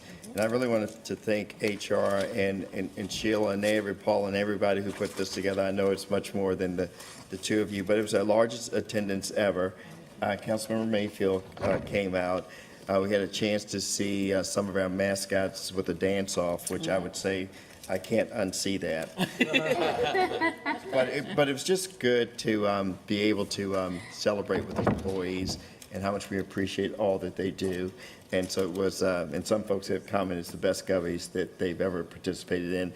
And we do have our Employee of the Year, who is Nan Man. Oh, Nan. And I know I don't think Nan's here tonight, but we'll make sure that at the appropriate time that we'll celebrate her too for all that she does. But that's what I have as a report. Thank you very much, Mr. Jones. All right, our next item on our agenda is item 12, Business Advisory Committee.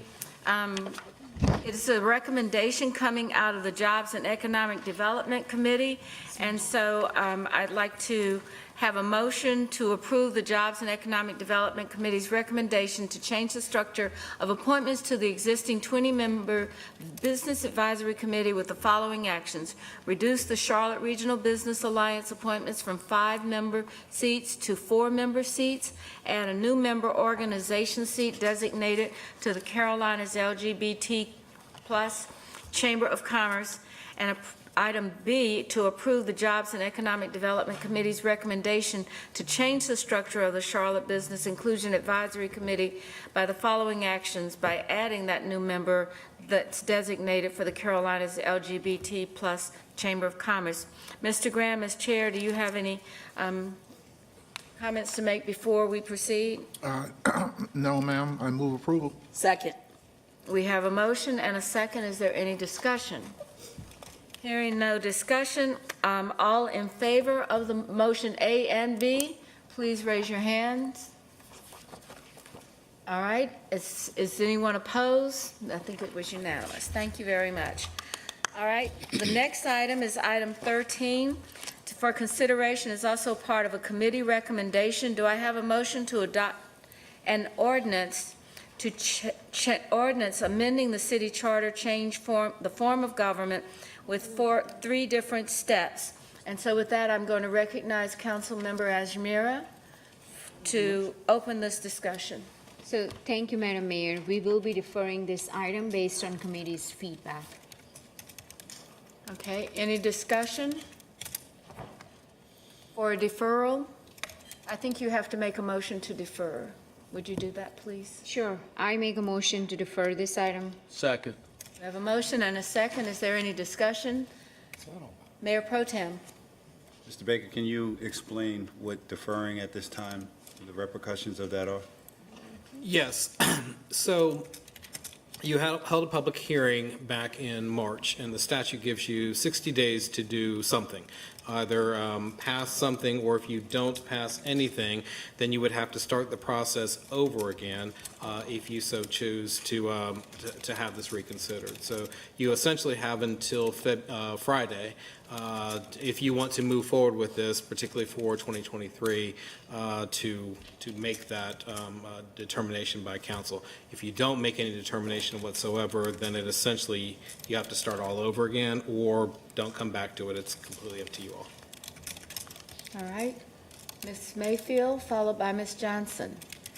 Thank you, Madam Mayor. Mr. Baker, for clarification, if from the committee or the council, if there were to be a recommendation moving forward based on tonight's recommendation, but an amendment to move this to 2024, because what I'm considering is currently what we have in community.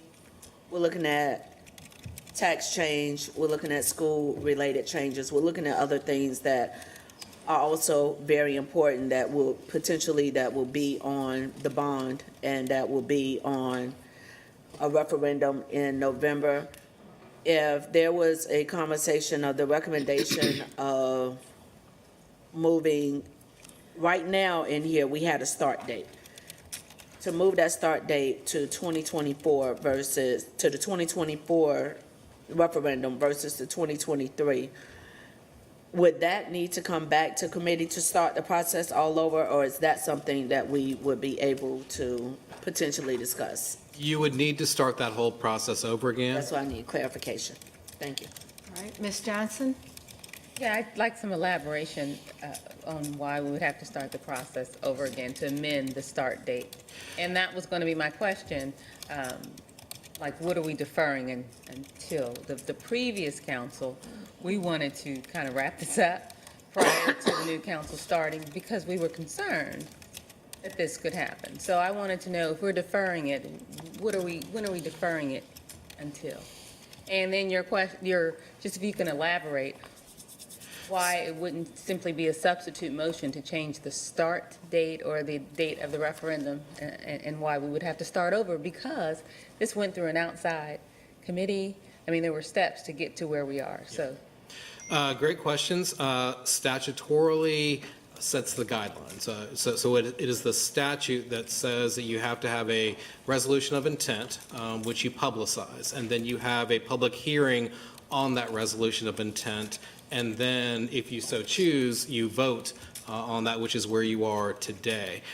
Because neither your resolution of intent nor the public hearing was it discussed that you might do this in 2024, it was always going to be put as 2023, then that's basically the only thing that you can do at this stage. And if you defer the matter at this stage, then you simply don't vote on it, and you'd have to start the process over again. Making a substitute motion today to change something that hasn't been advertised to the community as required by the statute is going to be your problem, which is why you either do what's in front of you, or if you defer it, then you'll be starting over. Substitute motion to adopt actions A, B, and C. So can I finish my question? Thank you. So if we do make a substitute motion to change the start date, could that go to public hearing? You'd be starting the process over again. If you're going to make any changes to what's in front of you, you have to start the process over again, because you had to have a resolution of intent and a public hearing and any changes to that wouldn't have been considered at the public hearing, and it would be inappropriate to make that change through a substitute motion. Yep. All right, any other comment or? you want- Substitute motion to adopt actions A, B, and C. So how? Do we have a second to the substitute motion? Second. Ms. Johnson has seconded the motion. Can I ask a question? How is that a substitute motion? Right, that's not a substitute. It was a motion to defer. Oh, so, okay, It wasn't- second. Yes. Okay. No, it was a motion, a substitute motion to not defer, and it would be, you would second for A, B, and C. Right. Okay, right? All right, any discussion? We skipped the whole, Mayor, point of clarification. Not to. Right now, the only thing that's on for us to vote on is whether or not we're going to defer. That addition that Mayor Pro Tem just mentioned, if and the attorney can correct me, we automatically default back to the original motion if the motion to defer does not move forward. So there was a motion to defer, which is the to not conversation. vote on this. Right. You have a substitute motion, which is to vote on it. Why would we, so that's why I needed clarification, because we don't need a substitute motion. We need to get through this first motion of either yay or nay to defer, and then it automatically reverts back to the original motion. No, if there's a motion to defer and you've got a substitute motion to basically not defer, then you would take it in the same order as you normally would with substitute motions. Substitute is first. Okay, so we have a substitute motion made by the Mayor Pro Tem, second by Ms. Johnson. Any discussion regarding the substitute motion? Ms. Johnson? I do have a question. If this motion fails and we vote to defer, essentially we'll have the same outcome because we have to start over anyway. We have a meeting on Thursday. True. We could put it on the agenda. If we don't do it by Thursday, then yes. And it it's starts eyes on over, the- yes, okay. I just want to make that clear, that if this motion doesn't pass, then deferring it is essentially the same thing because we cannot defer beyond Friday Correct. and it still be legitimate. Without having to start all over again. I want to make sure, because I want to make sure Ms. Johnson is correct. We have a meeting on Thursday. The substitute motion did not say, put this on for Thursday. Correct. And so therefore, there's no timeline for it. So that would mean that it would not be eligible for Thursday unless would there be another substitute on a substitute? No. Do that. So here we are. No, but if we vote to move forward, we know that we're not going to get it on the agenda by Friday, but that will meet the timeline if we've done something by Friday, right? Yeah, but you don't have to do anything by Friday. If you don't affirmatively pass this, then you will have to either start over or just don't bring it up again. But if you want to move forward with these proposed changes, you need to do this by Friday. Exactly, okay. And we cannot extend the referendum date to 2024 without starting completely over. So this vote is to put it on the 2023 referendum. Correct. Okay. Can I have a point of clarification? What's the original motion? Was it to defer it to Thursday or defer it and basically? Defer it. So to summarize then, you're either going to vote yes now, and if that fails, it's either going to be no or deferral. They're the exact same thing. Right. Ms. Molina? Thank you, Madam Mayor. And I just have a question as well. Any type of modification would also make this null and void, right? So let's say, for example, we would like to modify this in any type of way, then that would also. You are locked in with what has already What been is already proposed here. at the resolution of intent and the public hearing stage, correct? Now, and I also want to make sure that I'm clear. So, and I've said, I sound redundant. You and I, we've had this conversation. We had it last month. I know where I stand. You know where I stand. If we were to exercise our ability to hold this conversation, again, when and how can we do it, and what would the timeline look like? Essentially, it would be the same thing that we did before, which is at some point in time, there would be some discussion whether it gets to a committee again or what have you, but ultimately it gets back to council to adopt a resolution of intent to make a change if you ever get to that stage, and then a public hearing, and then a vote on the resolution of intent. Thank you. I just want to make sure with the attorney, we have one final clarification. If we approve the substitute motion, and, or if it's not approved, then we go back to the main motion, which is to defer. What would happen if someone said, I want to vote on it on Thursday? If that was another So motion? it would have to be added to the agenda. You'd Agenda. have to go through that process, and it's not on the agenda right now. Is everybody okay with that? Everybody got it? Okay. So we have a substitute motion on the table to move for approval. All in favor, please raise your hands. That is 2, 3. All opposed? 7. So 3, 4, 4, and the motion fails. So that goes back to the main motion made by Ms. Ajmira to defer the item. So with that is no further discussion on it, so all in favor? question. I'm sorry. I think everybody is, Not on this motion. So, and deferring until what date? There was no date. It was to defer, basically a desire to not vote on it tonight. And if we don't vote on it tonight, that this motion is null and void, essentially. The original motion, it would, you're not going to have a referendum in Right. 2023, In correct? 2023, and so the ad hoc committee that came up with this process, the public hearing, all of the whole process, the previous council voting to move it forward, all of that work is behind us and void if we don't vote on it right now. If we don't move forward with what's on the table, we're deferring it until the 12th of never. well, until you decide again. And until a council Okay. brings it back up. And just the way that it's been, because I wasn't expecting deferral, I was expecting a motion on what's in front of you.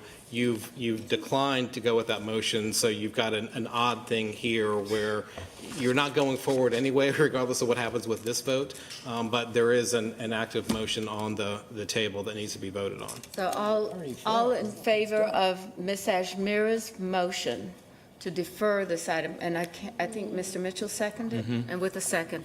All in favor of the motion, please raise your hand. Say no. Well, it's you 1, deferring 2. it enough. Wait a minute, I have 4? This is crazy. So we can't, if we have 4, we have, Mr. Attorney, So The if this motion motion fails, then And the you other motion do fails. nothing. we do nothing. All right? Thank you, everyone. All right, now. So wait, what did we do there? No action. You did not. No action. On what, the We had 4 deferral? people. On the- but wait a on the minute, doesn't agenda matter. item. No action, we had to vote on Action, correct, it substitute failed. and then the main motion. That If you didn't. was sadly hilarious. That was weird. That was very Okay, all right, so now I'm sorry. Our next item is item 14, and it's do I have a motion to adopt the fiscal year, I have a speaker as well, to adopt the fiscal year 2024 annual action plan for housing and community development? So moved? We have a motion and a second? We have a second? Second. All right, thank you. And now we have a speaker. Don't we have a, yeah. Yes, we have a speaker, and I'm trying to find my speaker. Willis Drawn. All right. Big wig. Hello, Willis. Mr. Drawn, thank you. You have 2 minutes. How y'all doing? How you doing? All right. My name is Willis Drone. I go by Big Red. Right now, I want to just speak on as far as I have a land ownership. Me and my partners at 1726 Allegheny. We're talking about housing, and you know, it's one of the issues in our city. And you know, definitely from homeless and talking about our youth transitioning out of you know, these group homes, and then we having a lot of problems with these young youth. So I just wanted to discuss just that piece for a moment. You know, we have a proposal that we like to submit with a short-term transitional housing and start developing our community to know about housing, credit, and also entrepreneurship. So, you know, our organization is an organization that, you know, it's just not us, we have partners. So we have trusted partners that, you know, bring us together, and I see that also with, you know, housing and community development. I really don't know exactly what you guys do with any crisis situation, but, you know, if that's a part of funding, when we do have, obviously, crises that will happen, whether it's flood, fires, or, you know, any things that may happen with our crisis, you know, we are an organization that actually, you know, put a groundwork in to our community. You know, right now, you know, again, speaking about the Magnolia crisis situation, you know, these are still part of housing conversations. You know, I submitted a invoice to the city for $193,575, and that's for the works that we put in and still continue to put in for the last 90 days. My infrastructure runs deep. My partnerships runs deep. And, you know, again, I want to do fair business with my city. I'd like for my city to do fair business with our community. I am a vendor of Charlotte. And again, you know, I've been asking over and over to really sit down and have a business conversation. Thank y'all again. Y'all be great. Thank you very much. All right.